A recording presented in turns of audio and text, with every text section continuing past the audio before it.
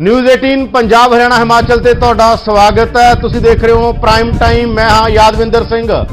चर्चा ये चल रही है कि श्रद्धालुओं नूं लैके जिस तरह की राजनीति हो रही है कि उस तरह की गलबात बकायदा तौर पर होनी चाहिए है। सब तो वड्डा सवाल यह आ कि किसी भी मरीज नूं धर्म नाल जोड़िया जाना चाहिए, किसी सियासत नाल जोड़िया जाना चाहिए। पहला तबलीगियां दे मसले च होया, हुण हजूर साहब तो परते हुए श्रद्धालुओं बारे जथेदार ये कह रहे हैं कि हजूर साहब का नाम लैके बार बार गलबात क्यों हो रही है। सब तो वड्डा सवाल यह है कि इस मसले के अंदर पिछले दौर च सवाल उठे ने। मरीज मरीज है, क्रिमिनल क्रिमिनल है, कोई भी मरीज मुजरम नहीं हो सकता। मरीज अगर मरीज होयागा बाकी कारणों ते बाद चो जाना चाहिए।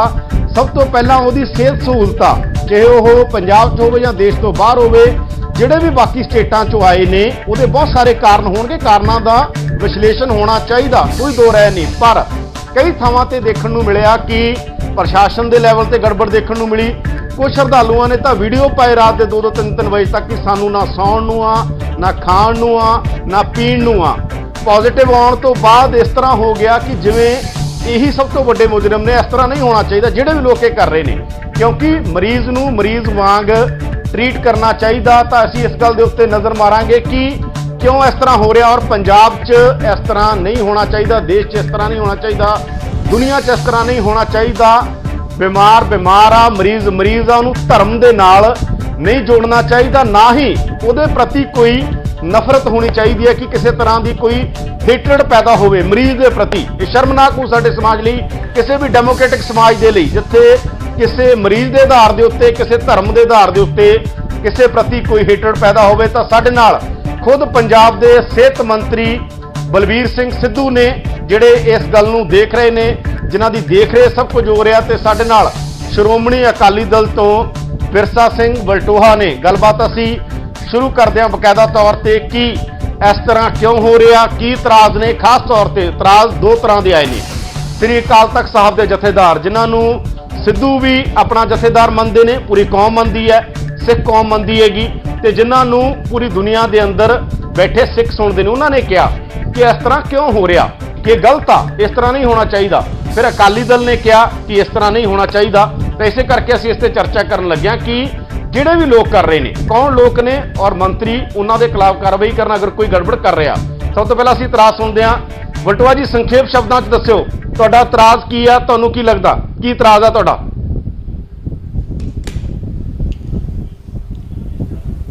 देखो यादविंदर, जदों तो ये अलामत शुरू हुई है और कैप्टन अमरिंदर सिंह जी ने, पंजाब सरकार ने जो कदम चुके, तो सब तो अगे होकर शलाघा करने वाले जो श्रोमणी अकाली दल सी, जब मैं कह लवां कि समुचे पंजाब ने किते और पंजाब के लोगों ने सराहना की और पंजाब में इंज जापदा सी कि कैप्टन अमरिंदर सिंह ते उन्होंने टीम, उन्होंने सरकार जिहड़ी है कोरोना नाल वाकई लड़ाई लड़ूगी और लड़ाई लड़न वास्ते संजीदा है। पर केवल तो केवल लॉकडाउन लाउण दे नाल, केवल तो केवल कर्फ्यू लाउण दे नाल कोरोना खत्म नहीं होना। अज पंजाब दे अंदर धाहां बज रही ने, मैडिकल समान है नहीं, पीपी किटां है नहीं, डॉक्टर अपनी थां रोई जा रहे हैं, कोरोना कर्फ्यू एक वखरा मसला। आपां साहब वाले श्रद्धालुओं ते गल करिए, तुहाडे की इतराज ने, तुसीं ये दसो ताकि असीं मंत्री साडे नाल ने, जिथे किते गड़बड़ा आपां ठीक करवाइए। मंत्री उत्थे आर्डर देण की तुहानूं गड़बड़ नज़र आ रही ने? वलटोहा जी देखो, सब तो पहले तो यादविंदर कि जे पंजाब दे लोग, पंजाब दे सिख यात्री श्री हजूर साहब की यात्रा ते गए ने, तो उन्होंने आस नहीं सी कि असीं उत्थे बंद हो जावांगे, उत्थे रोक ले जावांगे जां हालात अजे पैदा हो जाएंगे। सारिਆਂ ने कोशिश की, पंजाब सरकार ने भी कोशिश की, उन्होंने वापसी शुरू हुई, पर वापसी वास्ते वाहवाही लैण वास्ते यात्रुओं के घरों तक पहुँचाने दी खुशखबरियां जिहड़ियां ने कैप्टन अमरिंदर सिंह अपने ट्वीट से भी देंदे ने, पर उन्होंने वास्ते किसी तरह के कोई प्रबंध नहीं किए गए। उन्होंने लियाउण वास्ते कोई सोशल डिस्टेंसिंग जिहड़ी मेनटेन नहीं की गई बसां दे विच, और रस्ते में किस तरह का जो कुछ अपनाया गया तुहाडे सारे सामने है। ये भी गल्लां सामने आ चुकियां ने बाबा बलविंदर सिंह होरां वल्लों कि उत्थे इन्हां सारे यात्रुओं के टैसट होंदे रहे ने मैडिकल, और डॉक्टर नीलकांत उत्थों दे ने सिविल सर्जन नदेड़ दे, डॉक्टर बसेन ने ਉਹਨਾਂ ਨੇ ਬਕਾਇਦਾ ਕਹਿ ਕੇ ਅਸੀਂ ਜਾ ਕੇ ਸਾਰੇ ਯਾਤਰੂਆਂ ਦਾ ਇਕੱਲੇ ਕਮਰੇ ਦੇ ਵਿੱਚ ਇਕੱਲੇ ਵਿਅਕਤੀ ਦਾ ਅਸੀਂ ਚੈੱਕਅਪ ਕਰਦੇ ਰਹੇ ਹਾਂ। ਕਿਸੇ ਵੀ ਤਰ੍ਹਾਂ ਦੇ ਉਹਨਾਂ ਦੇ ਵਿੱਚ ਸਿੰਪਟਮ ਨਹੀਂ ਸੀ ਪਾਏ ਗਏ। ਤੇ ਕੀ ਪੰਜਾਬ ਆਉਂਦਿਆਂ ਹੀ ਜੇਕਰ ਹੋਇਆ ਤਾਂ ਫਿਰ ਅਣਗਹਿਲੀ ਕਿਹਦੀ ਹੈ? ਅਣਗਹਿਲੀ ਪੰਜਾਬ ਸਰਕਾਰ ਦੀ। ਅੱਜ ਸਜ਼ਾ ਜਿਹੜੀ ਭੁਗਤ ਰਹੇ ਨੇ, ਜਿਸ ਤਰ੍ਹਾਂ ਦੀ ਸਜ਼ਾ ਦਿੱਤੀ ਜਾ ਰਹੀ ਹੈ, ਜਿਹੋ ਜਿਹੇ ਥਾਵਾਂ ਤੇ ਉਹਨਾਂ ਨੂੰ ਰੱਖਿਆ ਗਿਆ, ਜਿਹੜੇ ਹਾਲਾਤਾਂ 'ਚ ਉਹਨਾਂ ਨੂੰ ਰੱਖਿਆ ਗਿਆ ਹੈ। ਔਰ ਅੱਜ ਇੱਕ ਬੇਬੀਕਿਆ ਮਹਿੰਦਰੂ ਨਾਂ ਦੀ ਅੰਮ੍ਰਿਤਸਰ ਦੀ ਡਾਕਟਰ ਹੈ, ਉਹ ਫਤਾਹਪੁਰ ਦੇ ਵਿੱਚ ਇੱਕ ਡੇਰੇ ਦੇ ਵਿੱਚ ਸ਼ਰਧਾਲੂਆਂ ਨੂੰ ਰੱਖਿਆ ਗਿਆ ਹੈ। ਜਵਾਬ ਲੈਂਦੀ ਰਹੀ ਹੈ, ਨਾਲ ਅਸੀਂ ਜਵਾਬ ਲੈਂਦੀ ਰਹੀ ਹੈ। ਬਲਟੋਆ ਜੀ ਗੱਲ ਫਿਰ ਲੰਬੀ ਹੋ ਜਾਣੀ ਹੈ, ਸਾਡੇ ਨਾਲ ਨੇ, ਭੇਜ ਦਿੱਤੀ ਗਈ। ਅਸੀਂ ਉਹਨਾਂ ਤੋਂ ਜਵਾਬ ਲੈਂਦੇ ਹਾਂ। ਦੁਬਾਰਾ ਮੈਂ ਤੁਹਾਡੇ ਕੋਲ ਆਉਣਾ। ਸਿੱਧੂ ਜੀ, ਇੱਕ ਤਾਂ ਇਹ ਹੈਗਾ ਕਿ ਜਦੋਂ ਸ਼ਰਧਾਲੂ ਆਏ, ਸੋਸ਼ਲ ਡਿਸਟੈਂਸਿੰਗ ਦਾ ਧਿਆਨ ਨਹੀਂ ਰੱਖਿਆ। ਅਕਾਲੀ ਦਲ ਕਹਿ ਰਹੇ ਆ ਕਿ ਸਰਕਾਰ ਕਹਿ ਰਹੀ ਹੈ ਟੈਸਟ ਨਹੀਂ ਹੋਏ। ਉੱਥੇ ਬਕਾਇਦਾ ਤੌਰ ਤੇ ਸਟੇਟਮੈਂਟ ਆ ਚੁੱਕੀ ਉੱਥੋਂ ਦੇ ਡਾਕਟਰ ਦੀ ਕਿ ਉੱਥੇ ਟੈਸਟ ਹੋਏ ਸੀ।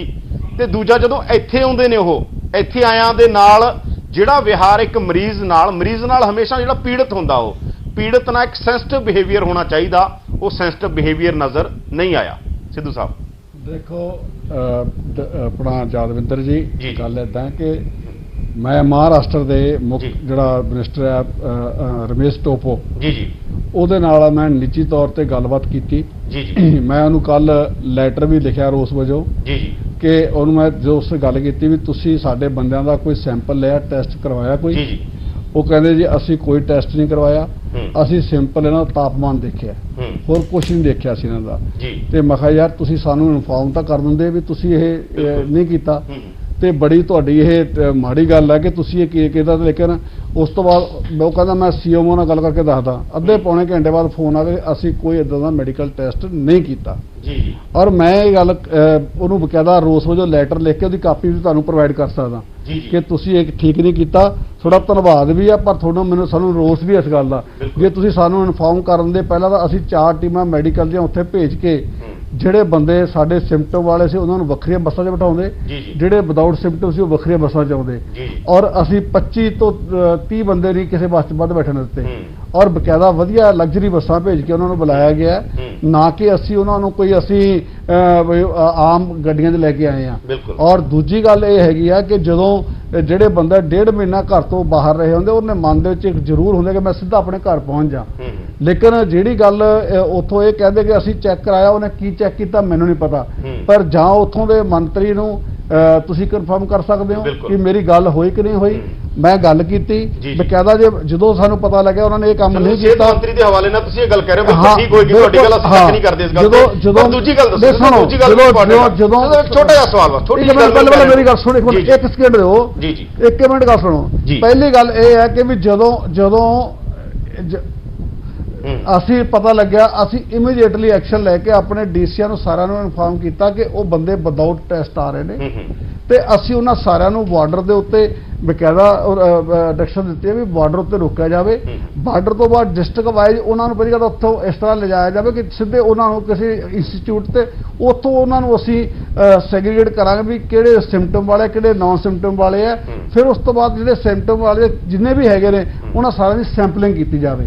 ਔਰ ਸੈਂਪਲਿੰਗ ਅਸੀਂ ਕਰਕੇ ਤਕਰੀਬਨ ਤੁਸੀਂ ਕੱਲ ਦੇ ਸਾਡੀ ਟੀਮਾਂ ਰਾਤ ਦਿਨ ਲੱਗੀਆਂ ਹੋਈਆਂ ਨੇ। ਠੀਕ ਆ, ਹੋ ਸਕਦਾ ਕੋਈ ਪ੍ਰਬੰਧ 'ਚ ਉੱਥੇ ਜਦੋਂ ਪਹੁੰਚੇ ਹੋਣ ਉਸ ਵੇਲੇ ਮੌਕੇ ਤੇ ਛੋਟੇ-ਮੋਟੀਆਂ ਗਲਤੀਆਂ ਹੋਣ ਜਾਂ ਕਤਾਈਆਂ ਹੋਣ, ਰਾਤ ਦਾ ਟਾਈਮ ਸੀਗਾ। ਲੇਕਿਨ ਪਰ ਮੈਂ ਇੱਕ ਗੱਲ ਜ਼ਰੂਰ ਕਹੂੰਗਾ ਕਿ ਵੀ ਜੇਕਰ ਇਹ ਸਾਰੀ ਸੰਗਤ ਨੂੰ ਅਸੀਂ ਨਾ ਸੈਂਪਲਿੰਗ ਕਰੀਏ ਜਾਂ ਟੈਸਟ ਨਾ ਕਰੀਏ ਤਾਂ ਇਹ ਪਿੰਡਾਂ 'ਚ ਜਾ ਵੜਦੇ ਤੇ ਇਨਫੈਕਸ਼ਨ ਫੈਲ ਜਾਂਦੀ। ਮੈਂ ਇੱਕ ਛੋਟਾ ਜਿਹਾ ਸਵਾਲ ਹੁਣ ਕਰਦਾ, ਇਹ ਜਿਹੜੀ ਗੱਲ ਹੈਗੀ ਤਾਂ ਤੁਸੀਂ ਸਾਹਮਣੇ ਦੇਖੀ ਕੈਮਰੇ ਤੇ ਗੱਲ ਕਰੋ, ਜਿਹੜੀ ਸਭ ਤੋਂ ਇੰਪੋਰਟੈਂਟ ਗੱਲ ਆ ਸਿੱਧੂ ਜਿਹੜੀ ਆਪਾਂ ਕਹਿ ਰਹੇ ਹਾਂ, ਪਹਿਲਾਂ ਤਬਲੀਗੀਆਂ ਦੇ ਮਸਲੇ 'ਚ ਹੋਇਆ। ਦੇਖੋ ਕਿਸੇ ਵੀ ਸਾਰੇ ਧਰਮ ਬਰਾਬਰ ਨੇ, ਕਿਸੇ ਵੀ ਧਰਮ 'ਚੋਂ ਕੋਈ ਬੰਦਾ ਮਰੀਜ਼ ਹੋ ਸਕਦਾ, ਕਿਸੇ ਵੀ ਧਰਮ 'ਚੋਂ ਕੋਈ ਕ੍ਰਿਮੀਨਲ ਵੀ ਹੁੰਦੇ ਨੇ। ਆਪਾਂ ਦੇਖਦੇ ਹੀ ਆ ਕੋਈ ਵੀ ਬੰਦੇ ਕ੍ਰਿਮੀਨਲ ਕਿਸੇ ਧਰਮ 'ਚ ਪੈਦਾ ਹੋ ਜਾਂਦੇ ਨੇ ਔਰ ਮਰੀਜ਼ ਵੀ ਹੋ ਸਕਦੇ ਨੇ। ਪਰ ਗੱਲ ਹੁੰਦਾ ਕਿ ਜਦੋਂ ਮਰੀਜ਼ ਆ ਉਹ ਪੀੜਤ ਨੂੰ ਇੱਕ ਟ੍ਰੀਟਮੈਂਟ ਆ ਜਿਹੜਾ ਉਹ ਮਿਲਣਾ ਚਾਹੀਦਾ। ਇਹ ਨਹੀਂਗਾ ਕਿ ਕੋਈ ਬੰਦਾ ਡਾਕਟਰ ਕੋਲੇ ਨਾ, ਡਾਕਟਰ ਕੇ ਤੂੰ ਤਾਂ ਇਹ ਕੀਤਾ ਸੀ, ਤੂੰ ਤਾਂ ਹਜ਼ੂਰ ਸਾਹਿਬ ਤੋਂ ਆਇਆ, ਤੂੰ ਤੇ ਕਿਤੋਂ ਕਿਸੇ ਹੋਰ ਥਾਂ ਤੋਂ ਆਇਆ, ਕਿਸੇ ਮੰਦਿਰ ਚੋਂ ਆਇਆ, ਮਸਜਿਦ ਤੋਂ ਆਇਆ ਜਾਂ ਕਿਸੇ ਹੋਰ ਰਾਜ ਚੋਂ ਆਇਆ। ਤਾਂ ਜਿਹੜੀ ਉਹ ਇਨਸੈਂਸਿਟੀਵਿਟੀ ਤਾਂ ਸਾਨੂੰ ਦੇਖਣ ਨੂੰ ਮਿਲੀ ਹੈ ਇੱਕ ਲੈਵਲ ਦੇ ਉੱਤੇ। ਲੋਕਾਂ ਨੇ ਇਤਰਾਜ਼ ਖੁਦ ਸ਼ਰਧਾਲੂਆਂ ਨੇ ਗੱਲ ਕਹੀ ਹੈ। ਦੇਖੋ ਸੁਣੋ, ਪਬਲਿਕ ਹਮੇਸ਼ਾ ਦੇਖੋ ਪਬਲਿਕ ਪਹਿਲੀ ਗੱਲ ਤਾਂ ਅਗਰੈਸਿਵ ਹੋਈ ਸੀ, ਬਹੁਤ ਦਿਨਾਂ ਤੋਂ ਉੱਥੇ ਵਿਚਾਰੇ ਲਾਕਡਾਊਨ ਹੋਏ ਸੀ, ਉਹਨਾਂ ਦਾ ਗੁੱਸਾ ਉਹਦਾ ਰਿਜੈਂਟਮੈਂਟ ਵੀ ਸੀ ਉਹਨਾਂ 'ਚ। ਪਰ ਤੁਸੀਂ ਇੱਕ ਚੀਜ਼ ਜ਼ਰੂਰ ਦੇਖੀ ਹੋਣੀ ਆ ਆਪਣਾ ਯਾਦਵਿੰਦਰ ਜੀ ਕਿ ਜੇ ਜਵਾਹਰਪੁਰ ਪਿੰਡ ਦੇ ਵਿੱਚ ਐਡਾ ਵੱਡਾ ਇੱਕਦਮ ਸਾਰਾ ਸਪਰੈਡ ਹੋ ਗਿਆ ਤੇ ਜੇ ਰਾਜਪੁਰੇ ਸਪਰੈਡ ਹੋਇਆ ਜਲੰਧਰ 'ਚ ਸਪਰੈਡ ਹੋਇਆ, ਪੰਜਾਬ ਕੇਸਰੀ ਗਰੁੱਪ ਦੇ ਵਿੱਚ ਪਠਲਾਵੇ 'ਚ ਸਪਰੈਡ ਹੋਇਆ। ਜੇ ਤੁਸੀਂ ਸਾਰੇ ਦੇਖੋਗੇ ਤਾਂ ਜੇਕਰ ਅਸੀਂ ਇਹਨਾਂ ਨੂੰ ਸਾਰਿਆਂ ਨੂੰ ਜਾਣ ਦੇ ਦਿੰਦੇ ਵੀ ਹਾਂ ਠੀਕ ਠਾਕ ਨੇ ਤਾਂ ਨੁਕਸਾਨ ਵੱਡਾ ਹੋ ਸਕਦਾ ਸੀ, ਲੇਕਿਨ ਅਸੀਂ ਇਹਨੂੰ ਰੋਕਿਆ ਹੈਗਾ। ਠੀਕ ਹੈ, ਲੋਕਾਂ ਨੂੰ ਕਠਿਨਾਈ ਹੈਗੀ ਆ, ਪਰ ਜੇ ਅਸੀਂ 10-15 ਦਿਨ ਦੀ ਗੱਲ ਆ ਜਿਹੜੇ ਅਸੀਂ ਆਪਣਾ ਸਿਸਟਮ ਸੈਂਪਲਿੰਗ ਹੋਣ ਤੋਂ ਬਾਅਦ ਅਸੀਂ ਇਹ ਸਿਸਟਮ ਬਣਾ ਰਹੇ ਹਾਂ ਕਿ ਉਹਨਾਂ ਨੂੰ ਉਹਨਾਂ ਦੇ ਪਿੰਡ ਦੇ ਲਾਗੇ ਛਾਗੇ ਹੀ ਸਕੂਲ ਦੇ ਵਿੱਚ ਜਾਂ ਕੁਆਰੰਟਾਈਨ ਕੀਤਾ ਜਾਵੇ ਤੇ ਜਾਂ ਉੱਥੇ ਚੰਗੀ ਜਗ੍ਹਾ ਤੇ ਰੱਖਾਂਗੇ ਤਾਂ ਕਿ ਇਹਨਾਂ ਦਾ ਇੱਕ ਵਾਰੀ ਸਾਡਾ ਖਰਚਾ ਦੂਰ ਹੋ ਜੇ, ਕਿਉਂਕਿ ਬਹੁਤ ਸਾਰੇ ਜਿਹੜੇ ਇਹ ਕਰੋਨਾ ਵਾਇਰਸ ਦੇ ਮਰੀਜ਼ ਨੇ ਉਹ ਜੇ ਅੱਜ ਨੈਗੇਟਿਵ ਵੀ ਹੈਗੇ ਨੇ ਉਹਨਾਂ 'ਚ ਹੋ ਸਕਦਾ ਬਹੁਤ ਮਾਈਲਡ ਤੋਂ ਮਾਈਲਡ ਲੱਛਣ ਹੋਣ, ਉਹ 14-15 ਦਿਨਾਂ 20 ਦਿਨਾਂ ਦੇ ਵਿੱਚ ਵੀ ਜਾ ਕੇ ਉਹ ਜਿਹੜੇ ਹੈਗੇ ਨੇ ਆਪਣੇ ਡਿਵੈਲਪ ਹੋ ਜਾਂਦੇ ਨੇ। ਤੇ ਜਿਹੜਾ ਅੱਜ ਤੱਕ ਦਾ ਇਹਦਾ ਐਕਸਪੀਰੀਅੰਸ ਹੈਗਾ। ਦੂਜੀ ਗੱਲ, ਇਹਦੀ ਕੋਈ ਦਵਾਈ ਨਹੀਂ ਹੈ, ਇਹਦੀ ਕੋਈ ਦਵਾਈ ਨਹੀਂ ਹੈ। ਹੁਣ ਜਿਹੜੇ ਬੰਦੇ ਆਪਣੇ 1.5 ਮਹੀਨਾ ਉੱਥੇ ਰਹੇ, ਕਿਸ ਸੋਸ਼ਲ ਡਿਸਟੈਂਸ ਨਾਲ ਰਹੇ ਜਾਂ ਨਹੀਂ ਰਹੇ, ਜਾਂ ਉੱਥੇ ਕਿੱਦਾਂ ਦਾ ਇਹਨਾਂ ਦਾ ਲੋਕਾਂ ਨਾਲ ਵਾਸਤਾ ਪਿਆ ਜਾਂ ਰਾਜ। ਪਰ ਤੁਸੀਂ ਇਹ ਗੱਲ ਕਹਿਣਾ ਚਾਹੁੰਦੇ ਹੋ ਸਭ ਨੂੰ ਜਿਹੜਾ ਤੁਹਾਡੇ ਲੱਗੀ ਹੋਈ ਹੈ ਫਰੰਟ ਲਾਈਨ 'ਚ ਉਹ ਹੈਲਥ, ਸਭ ਨੂੰ ਕਹਿਣਾ ਚਾਹੁੰਦੇ ਹੋ ਕਿ ਇਹਨਾਂ ਨਾਲ ਬਹੁਤ ਸੈਂਸਿਟਿਵਲੀ ਡੀਲ ਕਰੋ। ਘੱਟੋ ਘੱਟ ਹੁਣ 3500 ਤੋਂ ਉੱਪਰ ਅੱਜ ਕੈਪਟਨ ਅਮਰਿੰਦਰ ਸਿੰਘ ਦਾ 7000 ਦੇ ਲਗਭਗ ਲੋਕ ਆਏ ਨੇ, ਉਹਨਾਂ ਨਾਲ ਬੇਹੱਦ ਸੈਂਸਿਟਿਵਲੀ ਡੀਲ ਕਰਨ ਦੀ ਲੋੜ ਆ। ਹੁਣ 7000 ਬੰਦਾ ਤੇ ਉਹ ਪੋਜ਼ਿਟਿਵ ਨੇ ਜਾਂ ਨਹੀਂ ਹੈ। ਹਾਂ ਬਿਲਕੁਲ ਜ਼ਰੂਰਤ ਹੈ। 7000 ਜਿਹੜੇ ਲੋਕਾਂ ਨੇ ਕੀਤਾ ਉਹਨਾਂ ਦੇ ਖਿਲਾਫ ਵੀ ਜੇ ਕੋਈ ਸ਼ਿਕਾਇਤ ਆਉਂਦੀ ਹੈ ਪੁਖਤਾ ਇਨਕੁਆਇਰੀ ਹੋਊਗੀ। ਜੇ ਕੋਈ ਪੁਖਤਾ ਸ਼ਿਕਾਇਤ ਤੁਹਾਡੇ ਕੋਲ ਆਉਂਦੀ ਹੈ ਸਬੂਤ ਦੇ ਸਮੇਤ ਕਿ ਸਾਡੇ ਨਾਲ ਜੀ ਆਹ ਬਦਤਮੀਜ਼ੀ ਕੀਤੀ ਗਈ, ਸਾਨੂੰ ਸਾਂਭਿਆ ਨਹੀਂ ਗਿਆ, ਸਾਨੂੰ ਸਾਰੀ ਰਾਤ ਬਾਹਰ ਰੱਖਿਆ ਗਿਆ, ਸਾਡੇ ਨਾਲ ਇੱਥੇ ਠੀਕ ਨਹੀਂ ਬਿਹੇਵੀਅਰ ਕੀਤਾ ਪ੍ਰਸ਼ਾਸਨ ਨੇ, ਸਿੱਧੂ ਜੀ ਦੇਖੋ ਗੱਲ ਇਹ ਹੈਗੀ ਆ ਜਸਵਿੰਦਰ ਜੀ, ਜਿਹੜਾ ਬੰਦਾ ਇਦਾਂ ਹੁੰਦਾ ਅੱਕਿਆ ਹੁੰਦਾ, ਜਿਹੜੇ ਬੰਦੇ ਉੱਥੋਂ 1200-1400 ਕਿਲੋਮੀਟਰ ਦਾ ਸਫ਼ਰ ਕਰਕੇ ਆਏ ਨੇ ਬਾਈ ਬੱਸ, ਵੈਸੇ ਹੀ ਬੰਦਾ ਟਾਇਰਡ ਹੋ ਜਾਂਦਾ ਤੇ ਉਹਦੇ ਅੰਦਰ ਇੱਕ ਇਰੀਟੇਸ਼ਨ ਜ਼ਰੂਰ ਐਗਰੈਸਿਵ ਹੁੰਦੀ ਹੈ ਕਿ ਵੀ ਮੈਂ ਯਾਰ ਕਿੱਥੇ ਫਸ ਗਿਆ, ਲੇਕਿਨ ਇਹ ਉਹਨਾਂ ਦੇ ਭਲੇ ਵਾਸਤੇ ਹੈ। ਤੇ ਜੇ ਅੱਜ ਅਸੀਂ ਉਹਨਾਂ ਨੂੰ ਬਿਨਾਂ ਟੈਸਟ ਜਾਂ ਸੈਂਪਲ ਤੋਂ ਜਾਣ ਦੇ ਦਈਏ, ਜੇ ਉਹ ਇਦਾਂ ਆਪਣੇ ਘਰ ਚਲੇ ਜਾਣ ਤਾਂ ਕੱਲ ਪਤਾ ਨਹੀਂ ਕਿੰਨੇ ਲੋਕਾਂ ਨੂੰ। ਅੱਜ ਉਹਦੇ ਮੋਹਾਲੀ ਦੇ ਵਿੱਚ ਜਿਹੜਾ ਇੱਕ ਬਡਾਲੇ ਪਿੰਡ ਦਾ ਕੇਸ ਆਇਆ, ਉਹਦੇ ਵਿੱਚ ਦੋ ਬੱਚੀਆਂ ਸੀ ਤੇ ਮਾਂ-ਬਾਪ ਸੀ। ਇੱਕ ਬੱਚੀ 6 ਮਹੀਨੇ ਦੀ ਹੈ, ਇੱਕ ਬੱਚੀ 6 ਸਾਲ ਦੀ ਹੈ, ਔਰ ਤੁਸੀਂ ਜੋ ਬਣਾ ਵੀ 3 ਬੰਦੇ ਨੈਗੇਟਿਵ ਆ ਗਏ ਤੇ ਬੱਚੀ 6 ਸਾਲ ਵਾਲੀ ਪੋਜ਼ਿਟਿਵ ਆ ਗਈ। ਹੁਣ ਉਹਨੂੰ ਰੱਖਣ ਦਾ ਇਹ ਚੀਜ਼ਾਂ ਜਿਹੜੀਆਂ ਨੇ ਇਹ ਬੜਾ ਸੋਚ ਸਮਝ ਕੇ ਅਸੀਂ ਫੈਸਲਾ ਲਿਆ। ਔਰ ਸਾਡੇ ਸੀਐਮ ਸਾਹਿਬ ਦੀ ਬੜੀ ਦੂਰ ਅੰਦੇਸ਼ੀ ਹੈ ਵੀ ਉਹ ਕਹਿੰਦੇ ਵੀ 21 ਦਿਨ ਜਿਵੇਂ ਮਰਜ਼ੀ ਹੈ ਤੁਸੀਂ ਇਹਨਾਂ ਸਾਰਿਆਂ ਨੂੰ ਕੁਆਰੰਟਾਈਨ 'ਚ ਰੱਖੋ ਤਾਂ ਕਿ ਅਸੀਂ ਇਹਨਾਂ ਨੂੰ ਸਹੀ ਸਲਾਮਤ ਸਾਰਿਆਂ ਨੂੰ ਆਪਣੇ ਘਰ ਪੁੱਜਦੇ ਕਰੀਏ। ਬਿਲਕੁਲ। ਅਸੀਂ ਵਲਟੋਆ ਜੀ ਸਾਡੇ ਨਾਲ ਨੇ, ਵਲਟੋਆ ਜੀ ਨਾਲ ਵੀ ਗੱਲਬਾਤ ਕਰਦੇ ਹਾਂ। ਵਲਟੋਆ ਜੀ, ਕੀ ਤੁਹਾਨੂੰ ਕੀ ਲੱਗ ਰਿਹਾ ਤੁਹਾਡੇ ਹੋਰ, ਜਿਵੇਂ ਤੁਸੀਂ ਖਾਸ ਤੌਰ ਦੇ ਉੱਤੇ ਜਿਹੜਾ ਅਕਾਲੀ ਦਲ ਦਾ ਦੱਸ ਸੀ ਕਿ ਮੁਜਰਮਾਂ ਵਾਂਗੂ ਉਹਨਾਂ ਨੂੰ ਟ੍ਰੀਟ ਕੀਤਾ ਜਾ ਰਿਹਾ ਜੋ ਵੀ ਉਹ ਨੇ, ਤਾਂ ਮੁਜਰਮਾਂ ਵਾਂਗੂ ਕਿਉਂ ਟ੍ਰੀਟ ਕੀਤਾ ਤੁਹਾਨੂੰ ਕਿਉਂ ਲੱਗਦਾਗਾ ਕਿ ਇਹ ਕੀਤਾ ਜਾ ਰਿਹਾ ਹੈਗਾ? ਵਲਟੋਆ ਜੀ ਜਦ ਮੇਰੇ ਇੱਕ ਸਵਾਲ ਹੈ ਸਰਦਾਰ ਬਲਬੀਰ ਸਿੰਘ ਸਿੱਧੂ ਨੂੰ ਜੀ ਕਿ ਸਰਦਾਰ ਬਲਬੀਰ ਸਿੰਘ ਸਿੱਧੂ ਹੋਰਾਂ ਨੇ ਸ਼੍ਰੀ ਹਜ਼ੂਰ ਸਾਹਿਬ ਦੇ ਯਾਤਰੂਆਂ ਬਾਰੇ ਬਿਆਨ ਦਿੱਤਾ ਕਿ ਹਜ਼ੂਰ ਸਾਹਿਬ ਦੇ ਸ਼ਰਧਾਲੂਆਂ ਨੇ ਸਾਡੇ ਕੀਤੇ ਕਿਰਾਏ ਤੇ ਪਾਣੀ ਫੇਰ ਦਿੱਤਾ। ਇਹ ਕਿਹੜਾ ਤਮਗਾ ਦਿੱਤਾ ਉਹਨਾਂ ਨੂੰ? ਪਾਣੀ ਫੇਰਿਆ ਤੁਸਾਂ ਪੰਜਾਬੀਆਂ ਦੀ ਛਾਵਾਂ ਦੇ ਉੱਤੇ, ਕਿਉਂਕਿ ਹਜ਼ੂਰ ਸਾਹਿਬ ਦੇ ਯਾਤਰੂ ਤੁਹਾਡਾ ਫਰਜ਼ ਬਣਦਾ ਸੀ ਉਹਨਾਂ ਨੂੰ ਵਾਪਸ ਲਿਆਉਣਾ, ਔਰ ਵਾਪਸ ਜੇ ਲਿਆਂਦਾ ਸੀਗਾ ਉਹਦਾ ਪ੍ਰਬੰਧ ਕਰਨਾ ਚਾਹੀਦਾ ਸੀ, ਉਹਦੀ ਪਲੈਨਿੰਗ ਕਰਨੀ ਚਾਹੀਦੀ ਸੀਗੀ। ਪਲੈਨਿੰਗ ਨਾਲ ਵੀ ਕਿਤੇ ਕੋਈ ਚੀਜ਼ ਨਜ਼ਰ ਆਉਂਦੀ ਹੋਵੇ। ਯਾਦਵਿੰਦਰ ਜੀ ਤੁਸੀਂ ਦੱਸ ਦਿਓ ਮੈਂ ਗਲਤ ਹਾਂ। ਪੰਜਾਬ ਦੇ ਲੋਕ ਤਾਂ ਮੰਨ ਰਹੇ ਆ ਕਿ ਸਰਕਾਰ ਦੀ ਕਿਸੇ ਤਰ੍ਹਾਂ ਦੀ ਕੋਈ ਕਰੋਨਾ ਦੇ ਵਿਰੁੱਧ ਲੜਾਈ ਲੜਨ ਦੀ ਕੋਈ ਪਲੈਨਿੰਗ ਨਹੀਂ, ਤੇ ਖਾਸ ਕਰਕੇ ਸ੍ਰੀ ਹਜ਼ੂਰ ਸਾਹਿਬ ਤੋਂ ਵਾਪਸ ਮੁੜੇ ਯਾਤਰੂਆਂ ਨੂੰ ਕਦੇ ਕਿਸੇ ਨੂੰ ਕਿਸੇ ਅੱਡੇ ਤੇ ਤਾਰਤਾ, ਕਿਸੇ ਨੂੰ ਕਿਸੇ ਅੱਡੇ ਤੇ ਤਾਰਦਾ, ਤੂੰ ਘਰੇ ਚੱਲ ਜਾ। 26 ਤਰੀਕ ਨੂੰ 24 ਤਰੀਕ ਨੂੰ ਚੱਲਦੇ ਆ, 26 ਤਰੀਕ ਨੂੰ ਪੰਜਾਬ 'ਚ ਪਹੁੰਚਦੇ ਨੇ, ਘਰੀ ਪਹੁੰਚਦੇ 27 ਤਰੀਕ ਨੂੰ ਸਿੱਧੂ ਸਾਹਿਬ ਦਾ ਡਿਪਾਰਟਮੈਂਟ, ਹੈਲਥ ਡਿਪਾਰਟਮੈਂਟ ਚਿੱਠੀ ਜਾਰੀ ਕਰਦਾ ਕਿ ਇਹਨਾਂ ਦੇ ਜਿਹੜਾ ਬਕਾਇਦਾ ਕਰੋਨਾ ਟੈਸਟਿੰਗ ਕਰਾਈ ਜਾਵੇ। 26 ਤਰੀਕ ਨੂੰ ਘਰਾਂ ਨੂੰ ਪਹੁੰਚ ਗਏ ਆ, 24 ਘੰਟਿਆਂ ਬਾਅਦ ਇਹਨਾਂ ਦੀ ਚਿੱਠੀ ਜਾਰੀ ਹੁੰਦੀ ਹੈ।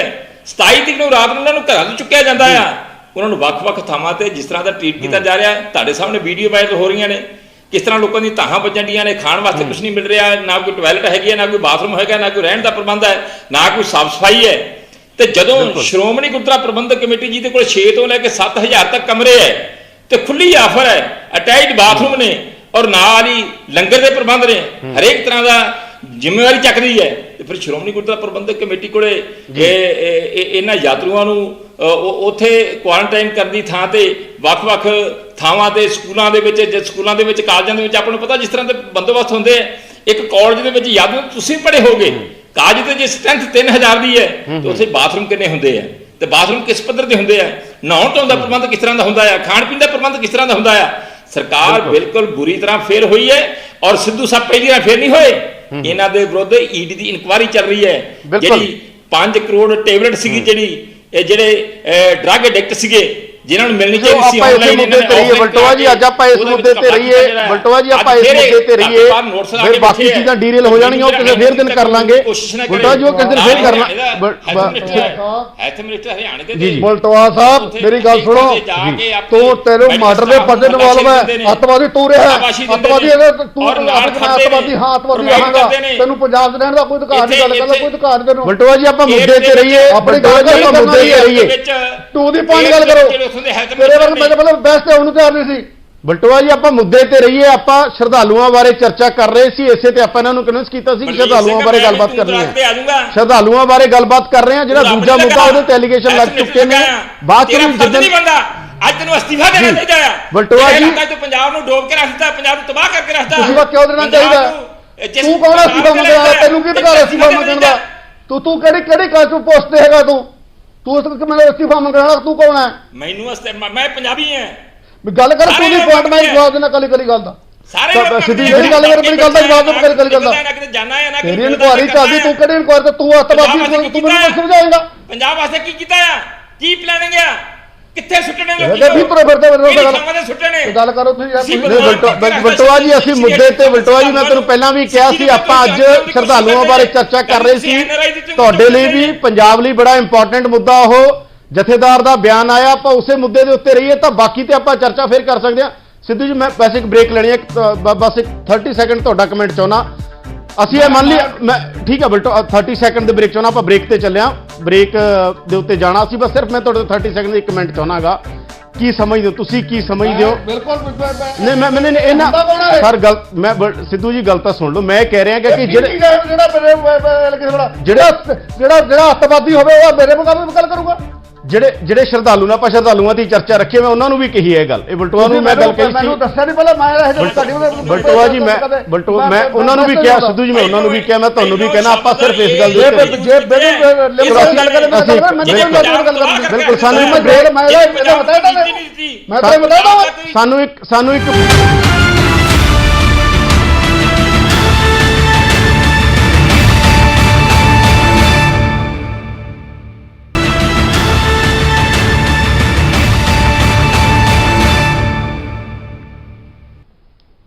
ਪ੍ਰਾਈਮ ਟਾਈਮ ਤੁਹਾਡਾ ਸਵਾਗਤ ਹੈ। ਮੈਂ ਹਾਂ ਯਾਦਵਿੰਦਰ ਸਿੰਘ। ਚਰਚਾ ਅਸੀਂ ਕਰ ਰਹੇ ਹਾਂ ਅੱਜ ਬਕਾਇਦਾ ਤੌਰ ਤੇ ਇੰਟਰਨੈਸ਼ਨਲ ਲੇਬਰ ਡੇ ਹੈ, ਅੰਤਰਰਾਸ਼ਟਰੀ ਕੌਮਾਂਤਰੀ ਮਜ਼ਦੂਰ ਦਿਹਾੜਾ। ਸੰਤ ਰਾਮ ਉਦਾਸੀ ਨੇ ਕਦੇ ਲਿਖਿਆ ਸੀ, ਮਗਦਾ ਰਹੀ ਵੇ ਸੂਰਜਾ ਕਮੀਆਂ ਦੇ ਵਿਹੜੇ, ਜਿੱਥੇ ਤੰਗ ਨਾ ਸਮਝਣ ਤੰਗੀਆਂ ਨੂੰ, ਜਿੱਥੇ ਮਿਲਣ ਅੰਗੂਠੇ ਸੰਗੀਆਂ ਨੂੰ, ਜਿੱਥੇ ਵਾਲ ਤਰਸਦੇ ਕੰਗੀਆਂ ਨੂੰ, ਨੱਕ ਵਗਦੇ ਅੱਖਾਂ ਚੁੰਨੀਆਂ ਤੇ ਦੰਦ ਘਰੇੜੇ, ਤੂੰ ਮਗਦਾ ਰਹੀ ਵੇ ਸੂਰਜਾ ਕਮੀਆਂ ਦੇ ਵਿਹੜੇ, ਜਿੱਥੇ ਬੰਦਾ ਜੰਮਦਾ ਸੀਰੀ ਹੈ, ਟਕਿਆਂ ਦੀ ਮੀਰੀ ਪੀਰੀ ਹੈ, ਜਿੱਥੇ ਕਰਜ਼ੇ ਹੇਠ ਪਨੀਰੀ ਹੈ, ਬਾਪੂ ਦੇ ਕਰਜ਼ ਦਾ ਸੂਦ ਨੇ ਪੁੱਤ ਜੰਮਦੇ ਜਿਹੜੇ, ਤੂੰ ਮਗਦਾ ਰਹੀ ਵੇ ਸੂਰਜਾ ਕਮੀਆਂ ਦੇ ਵਿਹੜੇ।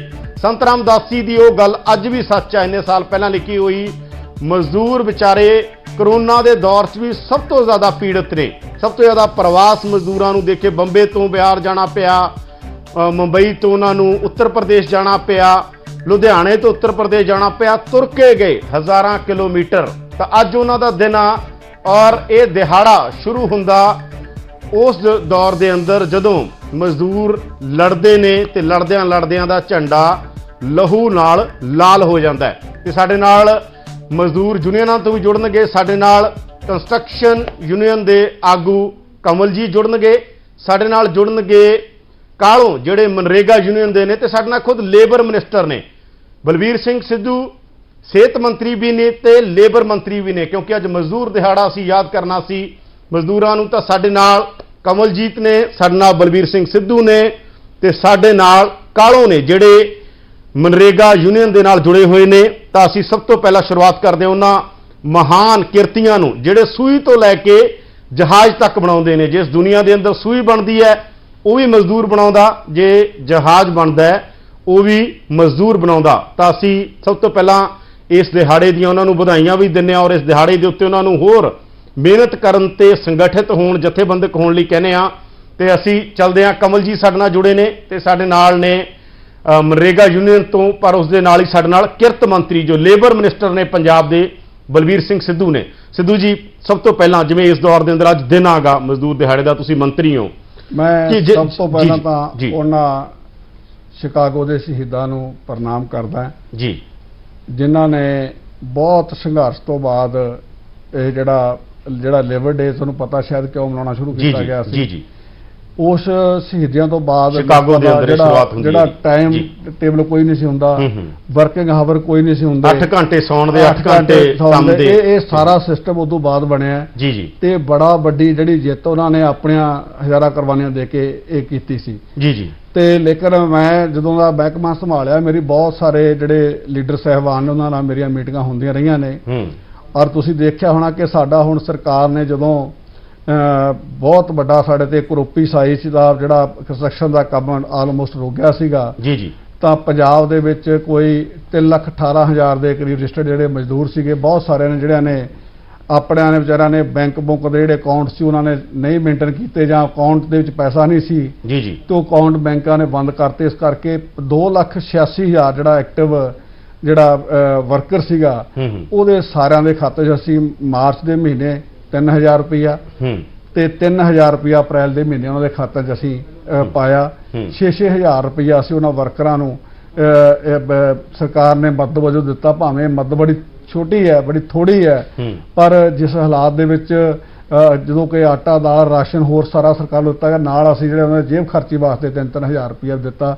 ਮੈਨੂੰ ਬਹੁਤ ਸਾਰੇ ਵੀਰਾਂ ਦੇ ਕਿਰਤੀਆਂ ਦੇ ਅਨਆਰਗੇਨਾਈਜ਼ਡ ਸੈਕਟਰ ਮੈਂ ਜ਼ਰੂਰ ਕਹੂੰਗਾ, ਕਿਉਂਕਿ ਅੱਜ ਉਹਨਾਂ ਦਾ ਦਿਨ ਆ। ਅਸੀਂ ਸਭ ਤੋਂ ਪਹਿਲਾਂ ਕਮਲ ਕੋਲੇ ਚੱਲਦੇ ਆ ਸਾਡੇ ਨਾਲ, ਕਿਉਂਕਿ ਉਹੀ ਦੱਸ ਦੇਣਗੇ ਜਿਹੜੇ ਜਥੇਬੰਦਕ ਨਹੀਂ ਆ, ਜਿਹੜੇ ਅਨਆਰਗੇਨਾਈਜ਼ਡ ਨੇ। ਤੁਸੀਂ ਆਰਗੇਨਾਈਜ਼ਡ ਲੇਬਰ ਜਿਹੜੀ ਰਜਿਸਟਰਡ ਲੇਬਰ ਆ ਉਹਦੇ ਖਾਤਿਆਂ ਜ਼ਰੂਰ ਪੈਸੇ ਪਾਏ, ਉਹ ਵੀ ਕਿੰਨੇ ਪਏ ਨੇ। ਸਾਡੇ ਨਾਲ ਕਮਲ ਜੀ ਜੁੜ ਚੁੱਕੇ ਨੇ, ਕੰਸਟਰਕਸ਼ਨ ਜਿਹੜੇ ਵਰਕਰ ਨੇ ਉਹਨਾਂ ਦੇ ਆਗੂ ਨੇ, ਸਾਡੇ ਨਾਲ ਕਾਲੋ ਨੇ ਮਨਰੇਗਾ ਦੇ ਜਿਹੜੇ ਆਗੂ ਨੇ, ਉਹਨਾਂ ਨੂੰ ਸੁਣੋ ਸਿੱਧੂ ਸਾਹਿਬ ਉਹ ਕੀ ਕਹਿ ਰਹੇ ਨੇ। ਮੈਂ ਉਹਨਾਂ ਤੋਂ ਇੱਕ ਵਾਰ ਆਪਾਂ, ਕਿਉਂਕਿ ਦਿਨ ਉਹਨਾਂ ਦਾ, ਆਪਾਂ ਉਹਨਾਂ ਤੋਂ ਫੀਡਬੈਕ ਲੈ, ਤੁਹਾਡੇ ਤੋਂ ਸਿਰਫ ਜਵਾਬ ਲੈਣੇ ਆ ਕਿ ਤੁਸੀਂ ਕੀ ਦੇਖ ਰਹੇ ਹੋਗੇ।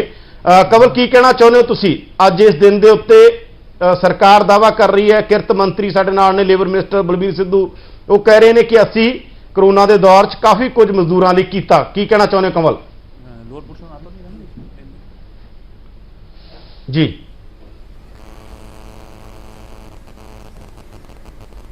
ਆਵਾਜ਼ ਨਹੀਂ ਆ ਰਹੀ। ਕਮਲ ਜੀ ਸਾਡੇ ਨਾਲ ਕਿਰਤ ਮੰਤਰੀ ਨੇ ਬਲਬੀਰ ਸਿੰਘ ਸਿੱਧੂ, ਉਹ ਕਹਿ ਰਹੇ ਨੇ ਅਸੀਂ ਮਜ਼ਦੂਰਾਂ ਲਈ ਕਾਫੀ ਕੁਝ ਕੀਤਾ ਹੈ, ਜਿਹੜੇ ਆਰਗੇਨਾਈਜ਼ਡ ਲੇਬਰ ਆ ਅਸੀਂ ਬਾਕੀਆਂ ਲਈ ਵੀ ਕੁਝ ਕਰ ਰਹੇ ਹਾਂ। ਮਜ਼ਦੂਰ ਦਿਹਾੜੇ ਤੇ ਤੁਸੀਂ ਕੀ ਕਹਿਣਾ ਚਾਹੁੰਦੇ ਹੋ ਕਰੋਨਾ ਦੇ ਦੌਰ 'ਚ ਮਜ਼ਦੂਰਾਂ ਬਾਰੇ? ਅਸੀਂ ਕਹਿਣਾ ਇਹ ਚਾਹ ਰਹੇ ਹਾਂ ਕਿ ਮਜ਼ਦੂਰ ਦਿਹਾੜੇ ਦੇ ਉੱਤੇ ਇਸ ਵੇਲੇ ਮਜ਼ਦੂਰ ਦੀ ਹਾਲਤ ਬਹੁਤ ਜ਼ਿਆਦਾ ਮਾੜੀ ਹੈ, ਬਹੁਤ ਜ਼ਿਆਦਾ ਮਾੜੀ ਹਾਲਤ ਦੇ ਵਿੱਚ ਹੈ ਮਜ਼ਦੂਰ। ਜੇ ਸਰਕਾਰ ਕਹਿ ਰਹੀ ਹੈ ਕਿ ਅਸੀਂ ਬਹੁਤ ਕੁਝ ਕਰ ਰਹੇ ਹਾਂ, ਤਾਂ ਫਿਰ ਸਰਕਾਰ ਜ਼ਮੀਨ ਨਾਲੋਂ ਟੁੱਟੀ ਹੋਈ ਹੈ, ਸਰਕਾਰ ਨੂੰ ਪਤਾ ਨਹੀਂ ਲੱਗ ਰਿਹਾ ਜ਼ਮੀਨ ਦੇ ਉੱਤੇ ਹਾਲਤ ਕੀ ਹੈ। ਇਸ ਵੇਲੇ ਪੰਜਾਬ ਦੇ ਅੰਦਰ 3 ਲੱਖ ਤੋਂ ਉੱਪਰ ਪੱਠਾ ਮਜ਼ਦੂਰ ਹੈ। ਇਸ ਵੇਲੇ ਪੰਜਾਬ ਦੇ ਵਿੱਚ ਲੱਖਾਂ ਦੀ ਗਿਣਤੀ ਦੇ ਵਿੱਚ ਨਿਰਮਾਣ ਦਾ ਮਜ਼ਦੂਰ ਹੈ ਜਿਹਨੂੰ ਦਿਹਾੜੀ ਨਹੀਂ ਮਿਲੀ ਪਿਛਲੇ 40 ਦਿਨ ਦੇ ਉੱਤੋਂ। ਸੋ ਉਹਨਾਂ ਤੱਕ ਸਰਕਾਰ ਨੇ ਕੀ ਪਹੁੰਚਾਇਆ, ਜਰਾ ਬਿਊਰਾ ਦੇਣ। ਉਹਨਾਂ ਦੇ ਘਰ ਦੇ ਵਿੱਚ ਰੋਟੀ ਇਸ ਵੇਲੇ ਪੱਕ ਨਹੀਂ ਰਹੀ, ਕੀ ਕਰ ਰਹੀ ਹੈ ਸਰਕਾਰ, ਸਾਨੂੰ ਪਤਾ ਲੱਗੇ। ਇੱਥੇ ਰਾਸ਼ਨ ਕਾਰਡ ਇਸ ਮੌਕੇ ਦੇ ਉੱਤੇ ਮੰਗੇ ਜਾ ਰਹੇ ਨੇ, ਇਸ ਮੌਕੇ ਦੇ ਉੱਤੇ ਨੀਲੀਆਂ ਕਾਪੀਆਂ ਮੰਗੀਆਂ ਜਾ ਰਹੀਆਂ ਨੇ। ਇਹ ਕੋਈ ਟਾਈਮ ਹੈ ਕਾਗਜ਼ ਮੰਗਣ ਦਾ? ਇਸ ਵੇਲੇ ਹਰੇਕ ਦੇ ਘਰ ਦੇ ਵਿੱਚ ਰੋਟੀ ਪੱਕਣੀ ਜ਼ਰੂਰੀ ਹੈ, ਤੇ ਉਹ ਸਰਕਾਰ ਨੇ ਪਹੁੰਚਾਈ ਹੈ ਕਿ ਨਹੀਂ ਪਹੁੰਚਾਈ? ਜਰਾ ਸਰਕਾਰ ਇਸ ਗੱਲ ਦਾ ਜਵਾਬ ਦੇਣ ਮੰਤਰੀ ਸਾਹਿਬ। ਅਸੀਂ ਕਹਿੰਦੇ ਆ ਕਿ ਨਹੀਂ ਹੋਇਆ ਐਸਾ ਕੁਝ ਪੰਜਾਬ ਦੇ ਵਿੱਚ। ਪੰਜਾਬ ਦੀ ਹਾਲਤ ਜਿਹੜੀ ਹੈ ਮਜ਼ਦੂਰਾਂ ਦੀ ਇੰਨੀ ਮਾੜੀ ਹੈ ਕਿ ਇਸ ਵੇਲੇ ਮਜ਼ਦੂਰਾਂ ਦੀ ਭੁੱਖਮਰੀ ਦੀ ਹਾਲਤ ਜਿਹੜੀ ਹੈਗੀ ਉਹ ਸ਼ਰੇਆਮ ਹੋ ਚੁੱਕੀ ਹੈ ਪਿੰਡਾਂ ਦੇ ਵਿੱਚ, ਔਰ ਉੱਪਰੋਂ ਪੁਲਿਸ ਜਿਹੜੀ ਹੈਗੀ ਹੈ ਉਹ ਸਖਤੀ ਕਰ ਰਹੀ ਹੈ, ਪੁਲਿਸ ਜਲੀਲ ਕਰ ਰਹੀ ਹੈ ਮਜ਼ਦੂਰਾਂ ਨੂੰ। ਗਰੀਬ ਆਦਮੀ ਨੂੰ ਦੇਖ ਕੇ ਵੈਸੇ ਹੀ ਡੰਡਾ ਵੱਜ ਜਾਂਦਾ ਉਹਨਾਂ ਤੋਂ। ਸੋ ਇਹ ਜਿਹੜੀ ਹਾਲਤ ਹੈਗੀ ਹੈ ਇਹਦਾ ਜ਼ਿੰਮੇਵਾਰੀ ਸਰਕਾਰ ਨੂੰ ਲੈਣੀ ਪੈਣੀ ਹੈ, ਵਰਨਾ ਇਹ ਲੋਕਡਾਊਨ ਜਿਹੜਾ ਹੈਗਾ ਕਰੋਨਾ ਬਾਅਦ ਚ ਮਾਰੇਗਾ, ਭੁੱਖਮਰੀ ਪਹਿਲਾਂ ਮਾਰ ਦੇਗੀ ਮਜ਼ਦੂਰਾਂ ਨੂੰ।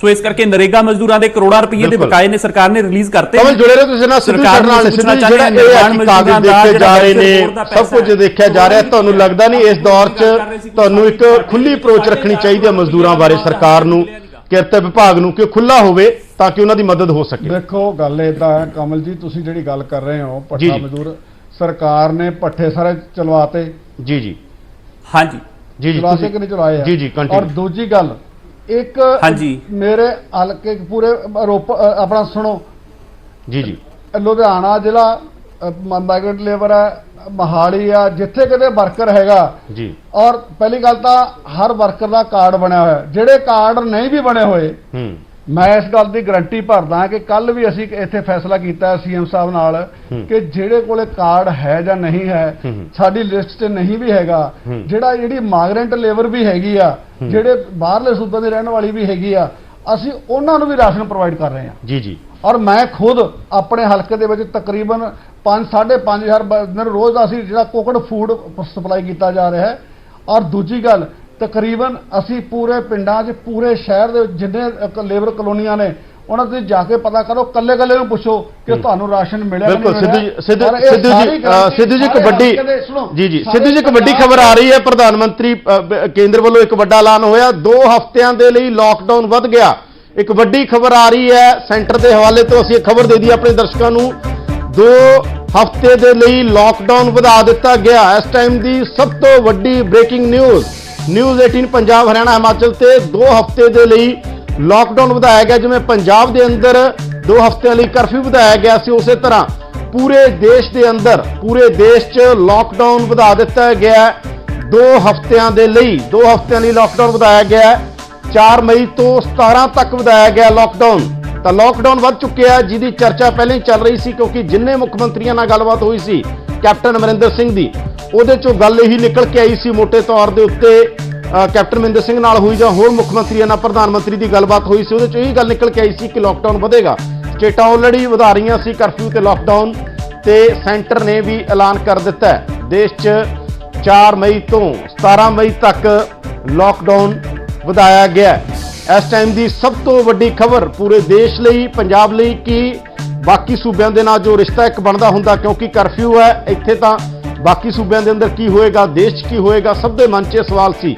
ਤਾਂ ਇਹ ਗੱਲ ਕਲੀਅਰ ਹੋ ਚੁੱਕੀ ਹੈ ਕਿ ਲਾਕਡਾਊਨ 2 ਹਫ਼ਤਿਆਂ ਦੇ ਲਈ ਵੱਧ ਚੁੱਕਿਆ ਹੈਗਾ। 2 ਹਫ਼ਤਿਆਂ ਦੇ ਲਈ ਲਾਕਡਾਊਨ ਵੱਧ ਚੁੱਕਿਆ। ਤਾਂ ਦੇਸ਼ 'ਚ 2 ਹਫ਼ਤਿਆਂ ਦੇ ਲਈ ਵਧਿਆ ਲਾਕਡਾਊਨ। 4 ਮਈ ਤੋਂ 17 ਮਈ ਤੱਕ ਵਧਾਇਆ ਗਿਆ ਲਾਕਡਾਊਨ।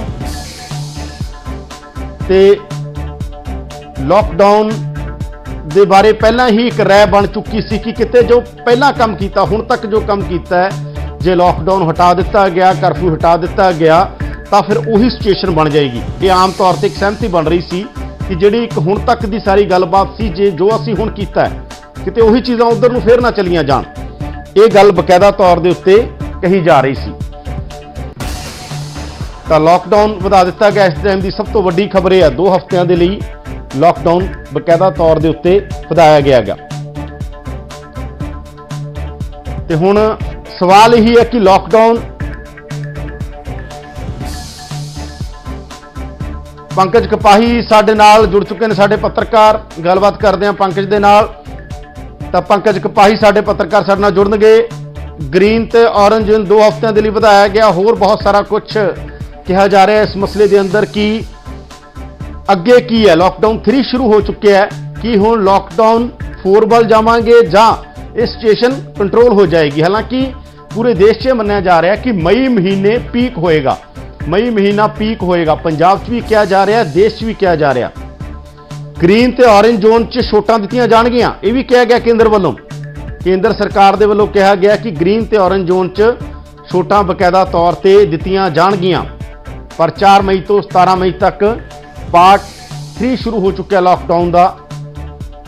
ਪੰਜਾਬ ਦੇ ਅੰਦਰ ਵੀ ਲਾਕਡਾਊਨ, ਜਿਹੜਾ ਪੰਜਾਬ ਦੇ ਅੰਦਰ ਕਰਫਿਊ ਆ, ਬਾਕੀ ਸਟੇਟਾਂ 'ਚ ਵੀ ਕਈਆਂ 'ਚ ਕਰਫਿਊ ਆ। ਤਾਂ ਇਸ ਮਸਲੇ ਦੇ ਅੰਦਰ ਲਗਾਤਾਰ ਇੱਕ ਬਹਿਸ ਚੱਲ ਰਹੀ ਸੀ, ਚਰਚਾ ਚੱਲ ਰਹੀ ਸੀ ਕੀ ਹੋਵੇ ਅੱਗੇ। ਤਾਂ ਲਾਕਡਾਊਨ, ਪੰਕਜ ਕਪਾਹੀ ਸਾਡੇ ਪੱਤਰਕਾਰ ਜੁੜ ਚੁੱਕੇ ਨੇ ਸਾਡੇ ਨਾਲ, ਗੱਲਬਾਤ ਕਰਦੇ ਉਹਨਾਂ ਨਾਲ। ਪੰਕਜ, ਦਿੱਲੀ ਤੋਂ ਇਹ ਖਬਰ ਆ ਰਹੀ ਹੈ ਪੰਜਾਬ 'ਚ ਪਹਿਲਾਂ ਹੀ ਤੈਅ ਹੋ ਚੁੱਕਿਆ ਹੈਗਾ, ਤਾਂ ਕਿਸ ਤਰ੍ਹਾਂ ਦਾ ਰਿਐਕਸ਼ਨ ਆ ਪੋਲੀਟੀਕਲ ਕਲਾਸ ਦਾ, ਕਿਸ ਤਰ੍ਹਾਂ ਲੋਕ ਸੋਚ ਰਹੇ ਨੇ?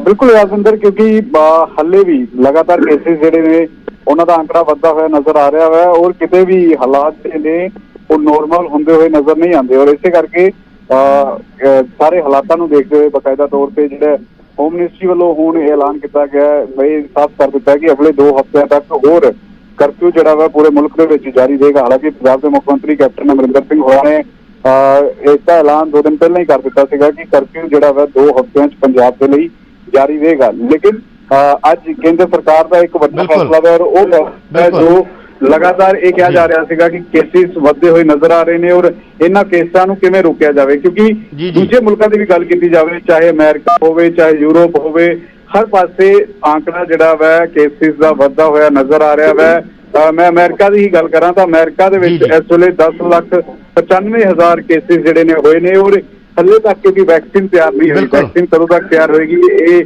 ਹਲੇ ਤੱਕ ਸਾਫ਼ ਨਹੀਂ ਹੈ, ਔਰ ਇਸੇ ਵਜ੍ਹਾ ਕਰਕੇ ਇਹਨਾਂ ਹਾਲਾਤਾਂ ਨੂੰ ਦੇਖਦੇ ਹੋਏ ਪੰਜਾਬ ਦੇ ਮੰਤਰੀ ਬਲਬੀਰ ਸਿੱਧੂ ਨੇ, ਅਸੀਂ ਉਹਨਾਂ ਨਾਲ ਵੀ ਗੱਲਬਾਤ ਕਰਾਂਗੇ। ਪੰਕਜ, ਤੁਹਾਡਾ ਬਹੁਤ ਧੰਨਵਾਦ। ਸਾਡੇ ਨਾਲ ਬਲਬੀਰ ਸਿੱਧੂ। ਬਲਬੀਰ ਜੀ, ਸਭ ਤੋਂ ਪਹਿਲਾਂ ਇਹੀ ਕਿ ਆਪਾਂ ਚਰਚਾ ਕਰ ਰਹੇ ਸੀ ਲੇਬਰ ਡੇ ਤੇ, ਪਰ ਕੀ ਰਿਐਕਸ਼ਨ ਆ ਤੁਹਾਡਾ? ਪੰਜਾਬ 'ਚ ਵੱਧ ਚੁੱਕਿਆ, ਤੁਹਾਡਾ ਕੀ ਰਿਐਕਸ਼ਨ ਆ? ਫਸਟ ਕੀ ਲਾਕਡਾਊਨ 3 ਸ਼ੁਰੂ ਹੋ ਚੁੱਕਿਆ? ਸਿੱਧੂ ਜੀ, ਇੱਦਾਂ ਕਿ ਸਾਡੇ ਸੀਐਮ ਸਾਹਿਬ ਤਾਂ ਬੜੇ ਦੂਰ ਹੁੰਦੇ ਸੀ, ਉਹਨਾਂ ਨੇ ਸਭ ਤੋਂ ਪਹਿਲਾਂ ਇਸ ਗੱਲ ਦਾ ਪਹਿਲਾਂ ਹੀ ਫੈਸਲਾ ਲਿਆ ਸੀ, ਉਹਨਾਂ ਦੁਬਾਰਾ ਫਿਰ ਫੈਸਲਾ ਲਿਆ ਸੀ। ਸਾਡੇ ਉਸ ਫੈਸਲੇ ਤੇ ਅੱਜ ਸੈਂਟਰ ਨੇ ਮੋਹਰ ਲਾਈ ਹੈ। ਮੈਂ ਇਸ ਫੈਸਲੇ ਦਾ ਸਵਾਗਤ ਵੀ ਕਰਦਾ ਤੇ ਧੰਨਵਾਦ ਵੀ ਕਰਦਾ ਪੀਐਮ ਸਾਹਿਬ ਦਾ ਕਿ ਵੀ ਤੁਸੀਂ ਬੜਾ ਅੱਛਾ ਫੈਸਲਾ ਲਿਆ। ਤੇ ਪਰ ਮੈਂ ਅੱਜ ਪੀਐਮ ਸਾਹਿਬ ਨੂੰ ਇੱਕ ਬੇਨਤੀ ਕਰਨਾ ਕਿ ਮਈ ਡੇ ਦੇ ਉੱਤੇ ਜਿਹੜੀ ਕੋਈ ਵੱਡਾ ਜਿਹੜੇ ਸਾਡੇ ਮਜ਼ਦੂਰ ਨੇ ਉਹਨਾਂ ਵਾਸਤੇ ਵੀ ਕਿਸੇ ਪੈਕੇਜ ਦਾ ਨੂੰ ਐਲਾਨ ਕਰਨਾ ਚਾਹੀਦਾ ਸੀ, ਤਾਂ ਕਿ ਜਿਹੜਾ ਉਹਨਾਂ ਨੂੰ ਅਸੀਂ ਮਦਦ ਸਟੇਟਾਂ ਨੂੰ ਸਾਰੀਆਂ ਕਰ ਹੀ ਰਹੀਆਂ ਨੇ ਤੇ ਸੈਂਟਰ ਵੱਲੋਂ ਕੋਈ ਵੱਡੀ ਮਦਦ ਕੀਤੀ ਜਾਂਦੀ ਤਾਂ ਜ਼ਿਆਦਾ ਅੱਛਾ ਹੁੰਦਾ। ਸਿੱਧੂ ਜੀ, ਕੀ ਲੱਗਦਾ ਤੁਹਾਨੂੰ? ਤੁਸੀਂ ਖੁਦ ਸਿਹਤ ਮੰਤਰੀ ਹੋ, ਇਹ ਲਾਕਡਾਊਨ 3, 4, 5, 6 ਹੋ ਸਕਦਾ ਹੈ, ਜਾਂ ਤੁਹਾਨੂੰ ਲੱਗਦਾ ਤੁਹਾਡੇ ਕੋਲ ਪੂਰੇ ਦੇਸ਼ 'ਚ ਤੁਹਾਡੀ ਕੇਂਦਰੀ ਮੰਤਰੀ ਨਾਲ ਵੀ ਗੱਲਬਾਤ ਹੁੰਦੀ ਹੈ, ਡੇਲੀ ਵੀਡੀਓ ਕਾਨਫਰੰਸ ਹੁੰਦੀ ਹੈ, ਤੁਹਾਡੇ ਸਾਰੇ ਸਟੇਟਾਂ ਨੂੰ ਤੁਸੀਂ ਦੇਖ ਰਹੇ ਹੋ, ਤੁਹਾਨੂੰ ਕੀ ਲੱਗਦਾ ਰੁਕ ਜਾਏਗਾ ਜਾਂ ਚੀਜ਼ਾਂ ਹੋਰ? ਸੈਂਟਰ ਦੇ ਬਹੁਤ ਸਾਰੇ ਵਜ਼ੀਰ ਮੇਰੇ ਨਾਲ ਗੱਲ ਕਰਦੇ ਰਹਿੰਦੇ ਨੇ, ਔਰ ਸਾਡੇ ਕੋਲੋਂ ਐਡਵਾਈਸ ਜਾਂ ਸਾਨੂੰ ਪੁੱਛਦੇ ਤੁਹਾਡਾ ਕੀ ਸੁਜੈਸ਼ਨ ਹੈ। ਅਸੀਂ ਉਹਨਾਂ ਨੂੰ ਇਹ ਕਿਹਾ ਸੀ ਕਿ ਇਹ ਬਿਮਾਰੀ ਐਡੀ ਛੇਤੀ ਮੁੱਕਣ ਵਾਲੀ ਨਹੀਂ, ਇਹ ਬੜੀ ਲੰਬੀ ਚੱਲ ਸਕਦੀ ਹੈ ਤੇ ਸਾਨੂੰ ਬੜੀ ਪੇਸ਼ੈਂਸ ਤੋਂ ਕੰਮ ਲੈਣ ਦੀ ਜ਼ਰੂਰਤ ਹੈ। ਪਰ ਮੈਂ ਇੱਕ ਗੱਲ ਜ਼ਰੂਰ ਕਹੂੰਗਾ, ਜਿੱਦੇ ਵੀ ਲਾਕਡਾਊਨ ਖੁੱਲ੍ਹਦਾ ਉਸ ਤੋਂ ਬਾਅਦ ਜਿਵੇਂ ਅੱਜ ਸਾਡੇ 7,000 ਬੰਦਾ ਆ ਗਿਆ ਤੇ ਹੋਰ ਵੀ ਜਿਹੜੇ ਬੰਦੇ ਜਦੋਂ ਬਾਹਰੋਂ ਆਉਣਗੇ ਤਾਂ ਉਹਨਾਂ ਨੂੰ ਇਨਫੈਕਸ਼ਨ ਦਾ ਸਾਨੂੰ ਖਤਰਾ ਹੋ ਸਕਦਾ ਹੈ। ਮੈਂ ਇੱਕ ਤੁਹਾਡੇ ਰਾਹੀਂ ਅੱਜ ਸਾਰੇ ਹਿੰਦੁਸਤਾਨ ਦੀ ਸਰਕਾਰਾਂ ਨੂੰ ਬੇਨਤੀ ਕਰਨੀ ਚਾਹੁੰਦਾ ਕਿ ਜਿਨ੍ਹਾਂ ਕੋਲੇ ਜਿੱਥੇ ਕਿਤੇ ਵੀ ਕਿਸੇ ਵੀ ਸਟੇਟ ਦਾ ਕੋਈ ਬੰਦਾ ਬੈਠਾ ਹੈ ਉਹਨਾਂ ਨੂੰ ਬਕਾਇਦਾ ਉਹਨਾਂ ਦਾ ਮੈਡੀਕਲ ਚੈੱਕਅਪ ਤੇ ਸੈਂਪਲ ਲੈ ਟੈਸਟ ਕਰਾਏ ਜਾਣ, ਤਾਂ ਕਿ ਉਹ ਸਾਰੇ ਨੈਗੇਟਿਵ ਹੋ ਜਾਣ। ਉਦੋਂ ਤੱਕ ਉਹਨੂੰ ਭਾਵੇਂ ਕੁਆਰੰਟਾਈਨ 'ਚ ਰੱਖਣ, ਕੁਛ ਵੀ ਕਰਨ, ਲੇਕਿਨ ਇਹ ਸਾਨੂੰ ਸਾਂਝਾ ਫੈਸਲਾ ਸਾਰੇ ਹਿੰਦੁਸਤਾਨ ਵਾਸਤੇ ਕਰਨਾ ਚਾਹੀਦਾ ਹੈ ਕਿ ਜਦੋਂ ਲਾਕਡਾਊਨ ਪੂਰਾ ਖਤਮ ਹੋਵੇ, ਜਦੋਂ ਸਾਡੇ ਲੋਕ ਇੱਧਰ ਉੱਧਰ ਜਾਣ ਤਾਂ ਉਹ ਸਾਰੇ ਨੈਗੇਟਿਵ ਹੋਣ, ਨਾ ਕਿ ਕੋਈ ਬੰਦਾ ਇਨਫੈਕਸ਼ਨ ਲੈ ਕੇ ਦੂਜੀ ਸਟੇਟ ਦੇ ਵਿੱਚ ਆਵੇ। ਕਿਉਂਕਿ ਜਿਹੜਾ ਜਦੋਂ ਇੱਕ ਵਾਰੀ ਟ੍ਰੈਫਿਕ ਸ਼ੁਰੂ ਹੋਣੀ ਆ, ਪਬਲਿਕ ਟਰਾਂਸਪੋਰਟ ਚੱਲਣੀਆਂ, ਟ੍ਰੇਨਾਂ ਚੱਲਣੀ, ਜਹਾਜ਼ ਚੱਲਣੇ ਆ, ਉਦੋਂ ਫਿਰ ਇੱਕ ਵਾਰੀ ਬਹੁਤ ਵੱਡਾ ਇਸ ਤਰ੍ਹਾਂ ਦਾ ਧਮਾਕਾ ਹੋ ਸਕਦਾ ਕਿ ਇੱਕਦਮ ਜ਼ਿਆਦਾ ਸਾਡੀ ਗਿਣਤੀ ਵੱਧ ਸਕਦੀ ਹੈ। ਪਰ ਉਨੀ ਦੇਰ ਤੱਕ ਸਾਨੂੰ ਸਾਰਿਆਂ ਨੂੰ, ਜਿੰਨੀਆਂ ਸਟੇਟਾਂ ਸਾਡੇ ਹਿੰਦੁਸਤਾਨ ਦੀਆਂ ਹੈਗੀਆਂ ਨੇ, ਉਹਨਾਂ ਨੂੰ ਇਸ ਗੱਲ ਤੇ ਜ਼ਰੂਰ ਅਮਲ ਕਰਨਾ ਚਾਹੀਦਾ ਕਿ ਉਹ ਬਕਾਇਦਾ ਆਪਣੇ ਜਿਹੜੇ ਉਹਨਾਂ ਕੋਲੇ ਠਹਿਰੇ ਹੋਏ ਲੋਕ ਨੇ ਉਹਨਾਂ ਦਾ ਮੈਡੀਕਲ ਕਰਾਉਣ। ਬਿਲਕੁਲ, ਧੰਨਵਾਦ ਤੁਹਾਡਾ ਬਲਬੀਰ ਸਿੱਧੂ ਜੀ। ਤੇ ਕਮਲ ਜੀ, ਤੁਹਾਡਾ ਵੀ ਧੰਨਵਾਦ। ਅੱਜ ਵੱਡੀ ਖਬਰ ਆਈ, ਇਸ ਕਰਕੇ ਅਸੀਂ ਇਸ ਬੁਲੇਟਿਨ ਨੂੰ ਇੱਥੇ ਹੀ ਰੋਕਦੇ ਹਾਂ। ਅੱਗੇ ਫਿਰ ਕਦੇ ਚਰਚਾ ਕਰਾਂਗੇ। ਤਾਂ ਪ੍ਰਾਈਮ ਟਾਈਮ ਚੈਨਈ, ਅੱਗੇ ਦੇਖੋ ਹੋਰ ਖਬਰਾਂ। ਤਾਂ ਦੇਸ਼ ਦੇ ਵਿੱਚ ਲਾਕਡਾਊਨ ਵੱਧ ਗਿਆ। 2 ਹਫ਼ਤਿਆਂ ਦੇ ਲਈ ਲਾਕਡਾਊਨ ਵਧਾ ਦਿੱਤਾ ਗਿਆ ਹੈ। 4 ਮਈ ਤੋਂ 2 ਹਫ਼ਤੇ ਅੱਗੇ ਯਾਨੀ 17 ਮਈ ਤੱਕ ਲਾਕਡਾਊਨ ਵਧਾ ਦਿੱਤਾ ਗਿਆ ਹੈ। ਔਰ ਹੁਣ ਲਾਕਡਾਊਨ ਪਾਰਟ 3 ਦੇਸ਼ ਦੇ ਵਿੱਚ 4 ਮਈ ਤੋਂ 17 ਮਈ ਤੱਕ ਲਾਗੂ ਹੋਏਗਾ। ਪਹਿਲਾਂ 3 ਮਈ ਤੱਕ ਲਾਕਡਾਊਨ ਦਾ ਸਮਾਂ ਸੀ, ਪਰ ਹੁਣ ਇਸ ਨੂੰ 2 ਹਫ਼ਤੇ ਐਕਸਟੈਂਡ ਕਰ ਦਿੱਤਾ ਗਿਆ ਹੈ। ਇਸ ਵੇਲੇ ਦੀ ਸਭ ਤੋਂ ਵੱਡੀ ਖਬਰ ਕਿ ਚਰਚਾਵਾਂ ਸੀ ਕਿ ਪ੍ਰਧਾਨ ਮੰਤਰੀ ਮੋਦੀ ਦੇਸ਼ ਨੂੰ ਸੰਬੋਧਨ ਕਰ ਸਕਦੇ ਆ, ਪਰ ਉਸ ਬਾਰੇ ਜਾਣਕਾਰੀ ਆਉਣ ਤੋਂ ਪਹਿਲਾਂ ਇਹ ਫੈਸਲੇ ਦੀ ਜਾਣਕਾਰੀ ਆ ਗਈ ਕਿ ਲਾਕਡਾਊਨ ਦੇਸ਼ ਦੇ ਵਿੱਚ ਵਧਾ ਦਿੱਤਾ ਗਿਆ ਹੈ। ਪਰ ਇਸ ਲਾਕਡਾਊਨ ਦੇ ਦੌਰਾਨ ਯਾਨੀ ਲਾਕਡਾਊਨ ਪਾਰਟ 3 ਦੇ ਵਿੱਚ ਕੁਝ ਰਿਆਇਤਾਂ ਜ਼ਰੂਰ ਰਹਿਣਗੀਆਂ। ਕੇਂਦਰ ਸਰਕਾਰ ਨੇ ਦੇਸ਼ ਦੇ ਸਾਰੇ ਰਾਜਾਂ ਦੇ ਜ਼ਿਲ੍ਹਿਆਂ ਨੂੰ 3 ਹਿੱਸਿਆਂ ਦੇ ਵਿੱਚ ਵੰਡਿਆ ਹੈ, ਰੈੱਡ ਜ਼ੋਨ, ਗ੍ਰੀਨ ਜ਼ੋਨ ਤੇ ਔਰੇਂਜ ਜ਼ੋਨ। ਸੋ ਉਸ ਜ਼ੋਨ ਦੇ ਹਿਸਾਬ ਨਾਲ ਕੀ ਰਿਆਇਤਾਂ ਰਹਿਣਗੀਆਂ। ਪੰਕਜ ਕਪਾਹੀ ਮੇਰੇ ਸਹਿਯੋਗੀ ਫੋਨ ਲਾਈਨ ਤੇ ਜੁੜੇ ਨੇ। ਪੰਕਜ, ਲਾਕਡਾਊਨ ਪਾਰਟ 1, ਫਿਰ ਪਾਰਟ 2 ਤੇ ਹੁਣ ਪਾਰਟ 3, ਕੀ ਵੱਖਰਾ ਹੋ ਸਕਦਾ ਹੈ? ਪਾਰਟ 3 ਦੇ ਵਿੱਚ ਕੁਝ ਰਿਆਇਤਾਂ ਦੀ ਉਮੀਦ ਕਰ ਸਕਦੇ ਹਾਂ ਜੋ ਡਿਟੇਲ ਆ ਰਹੀ ਹੈ? ਬਿਲਕੁਲ ਵਿਜੇਪਾਲ, ਕਿਉਂਕਿ ਇੱਕ ਤਾਂ ਕੇਂਦਰ ਸਰਕਾਰ ਵੱਲੋਂ ਇਹ ਸਾਫ਼ ਕੀਤਾ ਗਿਆ ਹੈ ਕਿ ਜਿਹੜੇ ਲੋਕ ਜਿਹੜੇ ਨੇ ਇੱਕ ਸੂਬੇ ਤੋਂ ਦੂਜੇ ਸੂਬੇ ਦੇ ਵਿੱਚ ਫਸੇ ਹੋਏ ਨੇ, ਉਹਨਾਂ ਨੂੰ ਸਰਕਾਰਾਂ ਇੰਤਜ਼ਾਮ ਕਰਵਾਵੇ। ਸਰਕਾਰਾਂ ਜਿਹੜੀਆਂ ਨੇ ਉਹਨਾਂ ਨੂੰ ਉਹਨਾਂ ਦੇ ਸਟੇਟ ਭੇਜਣ ਦਾ ਇੰਤਜ਼ਾਮ ਕਰੇ। ਇਹ ਕੇਂਦਰ ਸਰਕਾਰ ਵੱਲੋਂ ਰੁਖ ਸਾਫ਼ ਕੀਤਾ ਗਿਆ, ਕਿਉਂਕਿ ਪਹਿਲੀ ਅਗਰ 2 ਲੋਕਡਾਊਨ ਦੇ ਵਿੱਚ ਦੇਖਿਆ ਜਾਵੇ ਤਾਂ ਇਹ ਤਸਵੀਰ ਨਹੀਂ ਸੀ। ਹਾਲਾਂਕਿ ਦੂਸਰੇ ਲੋਕਡਾਊਨ ਦੇ ਵਿੱਚ ਪਿਛਲੇ ਦਿਨਾਂ 'ਚ ਹੋਮ ਮਿਨਿਸਟਰੀ ਵੱਲੋਂ ਇਹ ਗਾਈਡਲਾਈਨ ਜਾਰੀ ਕੀਤੀ ਗਈ ਸੀ। ਇਸ ਤੋਂ ਇਲਾਵਾ 4 ਘੰਟਿਆਂ ਦੀ ਢਿੱਲ ਜਿਹੜੀ ਉਹ ਨਜ਼ਰ ਆਈ ਸੀ। ਪੰਜਾਬ ਦੀ ਗੱਲ ਕੀਤੀ ਜਾਵੇ, ਪੰਜਾਬ 'ਚ ਸਵੇਰੇ 7 ਵਜੇ ਤੋਂ ਲੈ ਕੇ 11 ਵਜੇ ਤੱਕ ਕਰਫਿਊ ਦੇ ਦੌਰਾਨ, ਕਿਉਂਕਿ ਪੰਜਾਬ 'ਚ ਪਹਿਲਾਂ ਹੀ ਜਿਹੜਾ ਵਾ 2 ਦਿਨ ਪਹਿਲਾਂ ਹੀ ਪੰਜਾਬ ਦੇ ਕੈਪਟਨ ਅਮਰਿੰਦਰ ਸਿੰਘ ਹੋਰਾਂ ਨੇ ਇਸ ਗੱਲ ਨੂੰ ਸਾਫ਼ ਕੀਤਾ ਸੀਗਾ ਕਿ ਪੰਜਾਬ 'ਚ 2 ਹਫ਼ਤਿਆਂ ਦੇ ਲਈ ਲੋਕਡਾਊਨ ਕਰਫਿਊ ਜਿਹੜਾ ਉਹ ਵਧਾਇਆ ਜਾਏਗਾ। ਔਰ ਹੁਣ MHA ਵੱਲੋਂ ਇਹ ਹਦਾਇਤਾਂ ਜਿਹੜੀਆਂ ਨੇ ਉਹ ਦਿੱਤੀਆਂ ਗਈਆਂ ਨੇ, ਕਿਉਂਕਿ ਵਿਜੇਪਾਲ ਅਗਰ ਪੂਰੀ ਦੁਨੀਆ ਦੀ ਗੱਲ ਕੀਤੀ ਜਾਵੇ, ਮੈਂ ਹੁਣੇ ਅਮਰੀਕਾ ਦੇ ਆંકੜੇ ਦੇਖ ਰਿਹਾ ਸੀਗਾ, 10,95,000 ਕੇਸਿਸ ਜਿਹੜੇ ਨੇ ਅਮਰੀਕਾ ਦੇ ਵਿੱਚ ਹੀ ਇਕੱਲੇ ਹੋ ਚੁੱਕੇ ਨੇ। ਔਰ ਦੂਜੇ ਮੁਲਕਾਂ ਦੀ ਵੀ ਗੱਲ ਕੀਤੀ ਜਾਵੇ, ਔਰ ਹਾਲੇ ਤੱਕ ਕਿਉਂਕਿ ਵੈਕਸੀਨ ਤਿਆਰ ਨਹੀਂ ਹੈ, ਜਦੋਂ ਤੱਕ ਵੈਕਸੀਨ ਤਿਆਰ ਨਹੀਂ ਹੋ ਜਾਂਦੀ ਉਦੋਂ ਤੱਕ ਸੋਸ਼ਲ ਡਿਸਟੈਂਸ ਦਾ ਖਿਆਲ ਰੱਖਣਾ ਬੇहद ਲਾਜ਼ਮੀ ਹੈ। ਔਰ ਇਸੇ ਵਜ੍ਹਾ ਕਰਕੇ ਸਰਕਾਰ ਇਸ ਗੱਲ ਨੂੰ ਸਮਝਦੀ ਹੈ ਔਰ ਸਰਕਾਰ ਨੇ ਦੂਸਰੇ ਮੁਲਕਾਂ ਤੋਂ ਇਹ ਸਿੱਖ ਲਈ ਹੈ ਕਿ ਜਿੱਥੇ ਲੋਕਡਾਊਨ ਖੋਲ੍ਹਿਆ ਗਿਆ, ਜਿੱਥੇ ਲੋਕਡਾਊਨ ਦੇਰੀ ਦੇ ਨਾਲ ਕੀਤਾ ਗਿਆ, ਉੱਥੇ ਕੇਸਿਸ ਵਧੇ ਨੇ। ਅਮਰੀਕਾ ਦੀ ਕੇਸਿਸ ਵਧਣ ਦਾ ਕਾਰਨ ਇਹੀ ਸੀਗਾ, ਇਟਲੀ ਸਪੇਨ ਦੇ ਵਿੱਚ ਕੇਸਿਸ ਵਧਣ ਦਾ ਕਾਰਨ ਇਹੀ ਸੀਗਾ ਕਿ ਉੱਥੇ ਲੋਕਡਾਊਨ ਦੇਰੀ ਦੇ ਨਾਲ ਲੱਗਿਆ ਔਰ ਹੱਲੇ ਉੱਥੇ ਲੋਕਡਾਊਨ ਲੱਗਿਆ ਹੋਇਆ। ਔਰ ਇਸੇ ਵਜ੍ਹਾ ਕਰਕੇ ਇਹਨਾਂ ਹਾਲਾਤਾਂ ਨੂੰ ਦੇਖਦੇ ਹੋਏ, ਕਿਉਂਕਿ ਵੈਕਸੀਨ ਤਿਆਰ ਨਹੀਂ ਹੈ ਔਰ ਜਿਹੜੇ ਮਾਹਰ ਨੇ ਉਹ ਵੀ ਕਹਿੰਦੇ ਨੇ ਕਿ ਇੱਕ ਲੰਬੀ ਲੜਾਈ ਜਿਹੜੀ ਹੈ ਉਹ ਦੁਨੀਆ ਲੜ ਰਹੀ ਹੈ ਔਰ ਜਦੋਂ ਤੱਕ ਵੈਕਸੀਨ ਤਿਆਰ ਨਹੀਂ ਹੁੰਦੀ ਤੁਸੀਂ ਸਾਡੇ ਨਾਲ ਬਣੇ ਰਹਿਣਾ। ਅਸੀਂ ਕੁਝ ਪੁਆਇੰਟ ਦਰਸ਼ਕਾਂ ਦੇ ਨਾਲ ਸਾਂਝੇ ਕਰਨਾ ਚਾਹੁੰਦੇ ਹਾਂ। ਇਸ ਲਾਕਡਾਊਨ ਦੀ ਜੋ ਡਿਟੇਲ ਸਾਹਮਣੇ ਆ ਰਹੀ ਹੈ ਕਿ ਇਸ ਲਾਕਡਾਊਨ ਦੇ ਵਿੱਚ ਕੁਝ ਰਿਆਇਤਾਂ ਮਿਲਣਗੀਆਂ, ਪਰ ਜਿਹੜੀਆਂ ਚੀਜ਼ਾਂ ਬਿਲਕੁਲ ਬੈਨ ਨੇ, ਜੋ ਇਸ ਲਾਕਡਾਊਨ ਦੇ ਦੌਰਾਨ ਜਿਨ੍ਹਾਂ ਦੇ ਵਿੱਚ ਕੋਈ ਰਿਆਇਤ ਨਹੀਂ ਹੈ, ਜਿਹੜੀਆਂ ਪੱਕੇ ਤੌਰ ਤੇ ਬੰਦ ਰਹਿਣਗੀਆਂ, ਪਹਿਲਾਂ ਉਹਨਾਂ ਬਾਰੇ ਦੱਸ ਦਿੰਦੇ ਆ ਕਿ ਉਹਨਾਂ ਦੇ ਵਿੱਚ ਸਾਰਾ ਟਰੈਵਲ ਜਿਹੜਾ ਹੈ ਬੰਦ ਹੋਏਗਾ, ਚਾਹੇ 에ਅਰ ਟਰੈਵਲ ਹੋਵੇ, ਹਵਾਈ ਸੇਵਾ ਹੋਵੇ, ਰੇਲ ਆਵਾਜਾਈ ਹੋਵੇ, ਮੈਟਰੋ ਆਵਾਜਾਈ ਹੋਵੇ, ਇੰਟਰਸਟੇਟ ਮੂਵਮੈਂਟ ਹੋਵੇ ਸੜਕਾਂ ਦੇ ਜ਼ਰੀਏ,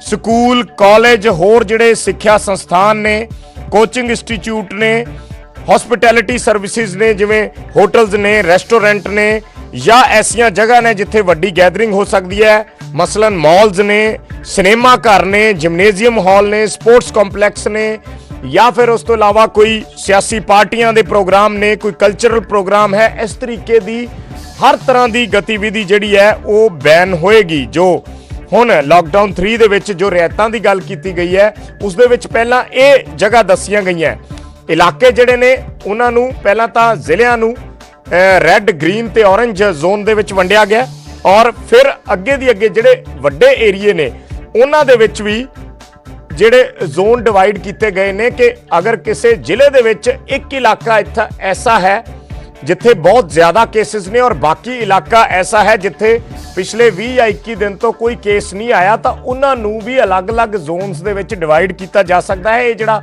ਸਥਾਨਕ ਪ੍ਰਸ਼ਾਸਨ ਹੈ ਉਸਨੇ ਫੈਸਲੇ ਲੈਣੇ ਹੋਣਗੇ, ਪਰ ਕੇਂਦਰ ਦੀਆਂ ਜਿਹੜੀਆਂ ਮੋٹے ਤੌਰ ਤੇ ਗਾਈਡਲਾਈਨਸ ਨੇ ਕਿ ਇਸ ਲਾਕਡਾਊਨ ਦੌਰਾਨ ਜਿੱਥੇ ਭੀੜ-ਭਾੜ ਹੋਣ ਦਾ ਖਦਸ਼ਾ ਹੈ ਉਹ ਖੇਤਰ ਜਿਹੜੇ ਨੇ ਉਹ ਬਿਲਕੁਲ ਨਹੀਂ ਖੁੱਲਣਗੇ, ਚਾਹੇ ਉਸ ਦੇ ਵਿੱਚ ਰੇਲ ਸੇਵਾ ਹੋਵੇ, ਸੜਕ ਸੇਵਾ ਹੋਵੇ, ਹਵਾਈ ਸੇਵਾ ਹੋਵੇ, ਚਾਹੇ ਰੈਸਟੋਰੈਂਟ ਹੋਣ, ਮਾਲਸ ਹੋਣ, ਸਿਨੇਮਾ ਹਾਲਸ ਹੋਣ, ਚਾਹੇ ਕੋਈ ਪਬਲਿਕ ਗੈਦਰਿੰਗ ਹੋਵੇ, ਚਾਹੇ ਕੋਈ ਪੋਲੀਟੀਕਲ ਪਾਰਟੀਆਂ ਦੇ ਫੰਕਸ਼ਨ ਹੋਣ, ਕੋਈ ਸਪੋਰਟਸ ਕੰਪਲੈਕਸ, ਜਿਮਨੇਜ਼ੀਅਮ ਹਾਲ, ਇਹ ਸਾਰੀਆਂ ਚੀਜ਼ਾਂ ਜਿਹੜੀਆਂ ਨੇ ਇਹ ਪੱਕੇ ਤੌਰ ਤੇ ਬੈਨ ਹੋਣਗੀਆਂ। ਸਕੂਲ, ਕਾਲਜ, ਸਿੱਖਿਆ ਸੰਸਥਾਨ ਸਾਰੇ ਪੱਕੇ ਤੌਰ ਤੇ ਬੈਨ ਹੋਣਗੇ। ਸੋ ਕੁਝ ਰਿਆਇਤਾਂ ਦਿੱਤੀਆਂ ਗਈਆਂ ਨੇ ਕੇਂਦਰ ਸਰਕਾਰ ਵੱਲੋਂ, ਉਸ ਦੀ ਜਾਣਕਾਰੀ ਅਸੀਂ ਦਰਸ਼ਕਾਂ ਨੂੰ ਦੇ ਰਹੇ ਹਾਂ।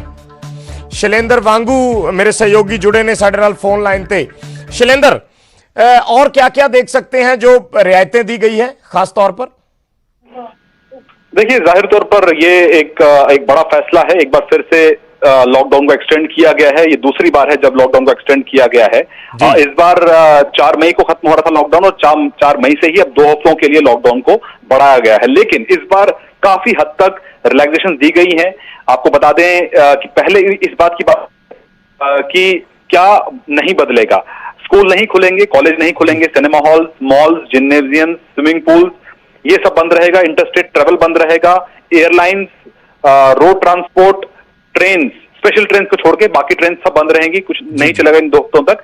लेकिन जिस बात की छूट दी गई है वो ये है कि रात शाम 7 बजे से अगले दिन सुबह 7 बजे तक नॉन एसेंशियल ट्रैवल नहीं होगा, यानी कि दिन में मूवमेंट पर रेस्ट्रिक्शंस नहीं होगी, इस तरह का ऑर्डर जारी किया गया है। लेकिन इसमें यह भी कहा गया है कि जो छोटे बच्चे हैं 10 साल से छोटे और 65 साल से अधिक जो बुजुर्ग हैं या गर्भवती महिलाएं हैं, उनका बाहर निकलना सही नहीं है, उनको बाहर नहीं निकलना चाहिए, यह भी क्लियर कर दिया है। और वहीं जो रेड जोन्स हैं वहां पर कुछ हद तक एक्टिविटीज अलाउ की गई हैं, लेकिन उसमें यह साफ कर दिया गया है कि रिक्शाज वहां नहीं चलेंगे और जो टेम्पोज होते हैं वो नहीं चलेंगे। लेकिन ग्रीन जोन की बात करें तो ग्रीन जोन में काफी हद तक रिलैक्सेशन दे दिया गया है। यह भी कह दिया गया है ग्रीन जोन में कि अगर जो कैब्स होती हैं, टैक्सीज होती है, वो चल पाएंगी, लेकिन उसमें भी ड्राइवर के साथ एक ही पैसेंजर ट्रेवल कर पाएगा।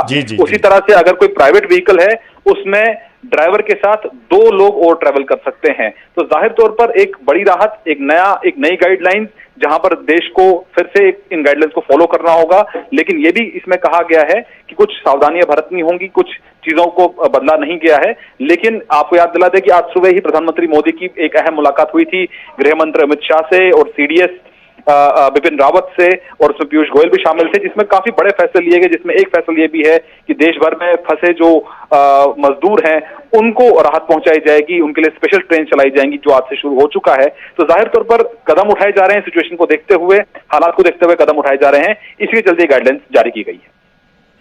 जी धन्यवाद शैलेंद्र इस जानकारी ਦੇ ਲਈ। ਤਾਂ ਜਿਵੇਂ ਸਾਡੇ ਸਹਿਯੋਗੀ ਸ਼ੈਲੇਂਦਰ ਵਾਂਗੂ ਦੱਸ ਰਹੇ ਸੀ, ਜਿਹੜੀਆਂ ਚੀਜ਼ਾਂ ਇਸ ਦੇ ਵਿੱਚ ਅਲਾਉਡ ਹੋਣਗੀਆਂ, ਯਾਨੀ ਇਸ ਵੇਲੇ ਲੋਕ ਸਭ ਤੋਂ ਜ਼ਿਆਦਾ ਇਹ ਜਾਣਨਾ ਚਾਹੁੰਦੇ ਨੇ ਕਿ ਕਿਹੜੀਆਂ ਚੀਜ਼ਾਂ ਦੀ ਰਿਆਇਤ ਮਿਲੇਗੀ। ਜਿਹੜੇ ਨਾਨ ਅਸੈਂਸ਼ੀਅਲ ਐਕਟੀਵਿਟੀਜ਼ ਨੇ ਉਹ ਰਾਤ ਨੂੰ 7 ਵਜੇ ਤੋਂ ਲੈ ਕੇ ਸਵੇਰੇ 7 ਵਜੇ ਤੱਕ ਬੰਦ ਰਹਿਣਗੀਆਂ, ਪਰ ਦਿਨ ਵੇਲੇ ਚਲਾਈਆਂ ਜਾ ਸਕਦੀਆਂ ਨੇ। ਛੋਟੇ ਬੱਚੇ ਜਿਹੜੇ 10 ਸਾਲ ਦੀ ਉਮਰ ਦੇ ਬੱਚੇ, 10 ਸਾਲ ਦੀ ਉਮਰ ਤੱਕ ਦੇ ਔਰ 65 ਸਾਲ ਦੇ ਬਜ਼ੁਰਗ, ਇਹਨਾਂ ਦੇ ਲਈ ਮਨਾਹੀ ਹੋਏਗੀ ਬਾਹਰ ਜਾਣ ਦੀ। ਇਹ ਬਕਾਇਦਾ ਇਹਨਾਂ ਗਾਈਡਲਾਈਨਸ ਦੇ ਵਿੱਚ ਕਿਹਾ ਗਿਆ ਹੈ ਸਰਕਾਰ ਵੱਲੋਂ ਕਿ ਜਿਹੜੇ 65 ਸਾਲ ਦੀ ਉਮਰ ਦੇ ਬਜ਼ੁਰਗ ਨੇ ਜਾਂ ਫਿਰ ਜਿਹੜੇ 10 ਸਾਲ ਦੀ ਉਮਰ ਦੇ ਬੱਚੇ ਨੇ ਉਹ ਘਰਾਂ ਤੋਂ ਬਾਹਰ ਨਾ ਨਿਕਲਣ। ਇਸ ਤੋਂ ਇਲਾਵਾ ਜਿਵੇਂ ਜ਼ੋਨਸ ਦਾ ਅਸੀਂ ਜ਼ਿਕਰ ਕਰ ਰਹੇ ਹਾਂ ਕਿ ਵੱਖ-ਵੱਖ ਜ਼ੋਨਸ ਦੇ ਵਿੱਚ ਵੰਡਿਆ ਗਿਆ ਹੈ। ਜਿਹੜੇ ਰੈੱਡ ਜ਼ੋਨ ਨੇ ਉਹਨਾਂ ਦੇ ਵਿੱਚ ਵੀ ਬਹੁਤ ਸਾਰੀਆਂ ਜਿਹੜੀਆਂ ਗਤੀਵਿਧੀਆਂ ਨੇ ਉਹਨਾਂ ਨੂੰ ਮਨਜ਼ੂਰੀ ਹੋਏਗੀ। ਮਸਲਨ ਜਿਵੇਂ ਕੋਈ ਵੱਡੀਆਂ ਫੈਕਟਰੀਆਂ ਨੇ ਜਿਹੜੀਆਂ ਆਊਟਸਕਰਟਸ ਤੇ ਪੈਂਦੀਆਂ ਨੇ, ਜਿਹੜੇ ਇੱਟਾਂ ਦੇ ਪੱਠੇ ਨੇ, ਐਸੀਆਂ ਜਿਹੜੀਆਂ ਗਤੀਵਿਧੀਆਂ ਨੇ ਉਹ ਚਲਾਈਆਂ ਜਾ ਸਕਦੀਆਂ ਨੇ। ਪਰ ਰੈੱਡ ਜ਼ੋਨਸ ਦੇ ਵਿੱਚ ਜਿਵੇਂ ਵਹੀਕਲ ਜਿਹੜੇ ਨੇ, ਕੋਈ ਸਾਈਕਲ ਹੈ, ਰਿਕਸ਼ਾ ਹੈ, ਕੈਬ ਸਰਵਿਸ ਹੈ, ਆਟੋ ਸਰਵਿਸ ਹੈ, ਇਹ ਰੈੱਡ ਜ਼ੋਨ ਦੇ ਵਿੱਚ ਬਿਲਕੁਲ ਅਲਾਉਡ ਨਹੀਂ ਹੋਏਗੀ। ਰੈੱਡ ਜ਼ੋਨ ਦੇ ਵਿੱਚ ਕੋਈ ਇਸ ਤਰੀਕੇ ਦੀ ਸੇਵਾ ਨਹੀਂ ਚੱਲ ਸਕਦੀ। ਪਰ ਜਿਹੜੇ ਗ੍ਰੀਨ ਜ਼ੋਨ ਨੇ ਉਹਨਾਂ ਦੇ ਵਿੱਚ ਸਾਈਕਲ, ਰਿਕਸ਼ਾ ਜਾਂ ਆਟੋ ਰਿਕਸ਼ਾ ਚਲਾਇਆ ਜਾ ਸਕਦਾ ਹੈ। ਇਹ ਜਿਹੜਾ ਹੈ ਇੰਨੀ ਕੁ ਸਹੂਲਤ ਜਿਹੜੀ ਹੈ ਉਹ ਦਿੱਤੀ ਗਈ ਹੈ। ਇਸ ਤੋਂ ਇਲਾਵਾ ਇਹ ਵੀ ਕਿਹਾ ਗਿਆ ਕਿ ਜਿਹੜੇ ਰੈੱਡ ਜ਼ੋਨ ਨੇ ਉਹਨਾਂ ਦੇ ਵਿੱਚ ਜਿਹੜੇ ਸੈਲੂਨਸ ਨੇ, ਸਪਾ ਨੇ ਔਰ ਜਿਹੜੀਆਂ ਬਾਰਬਰ ਸ਼ਾਪਸ ਨੇ ਉਹ ਬੰਦ ਰਹਿਣਗੀਆਂ। ਸਟ੍ਰਿਕਟਲੀ ਉਹਨਾਂ ਦੀ ਮਨਾਹੀ ਹੋਏਗੀ। ਕੋਈ taxi service, cab service red zone ਦੇ ਵਿੱਚ ਨਹੀਂ ਚੱਲੇਗੀ। ਇਸੇ ਤਰੀਕੇ ਨਾਲ ਹੋਰ ਜਿਹੜੇ ਇੰਡੀਵਿਜੂਅਲ ਵਹੀਕਲਸ ਨੇ ਉਹ ਰੈੱਡ ਜ਼ੋਨਸ ਦੇ ਵਿੱਚ ਸਿਰਫ ਜੇ ਉਹਨਾਂ ਕੋਲ ਸਪੈਸ਼ਲ ਪਰਮਿਸ਼ਨ ਹੋਏਗੀ ਤਾਂ ਕਰਕੇ ਉਹ ਵਹੀਕਲ ਉੱਥੇ ਚੱਲ ਸਕਣਗੇ, ਨਹੀਂ ਤਾਂ ਉੱਥੇ ਨਿੱਜੀ ਵਹੀਕਲ ਵੀ, ਨਿੱਜੀ ਵਾਹਨ ਵੀ ਨਹੀਂ ਚਲਾਏ ਜਾ ਸਕਣਗੇ ਜੇ ਉਹਨਾਂ ਦੇ ਕੋਲ ਪਰਮਿਸ਼ਨ ਨਾ ਹੋਈ।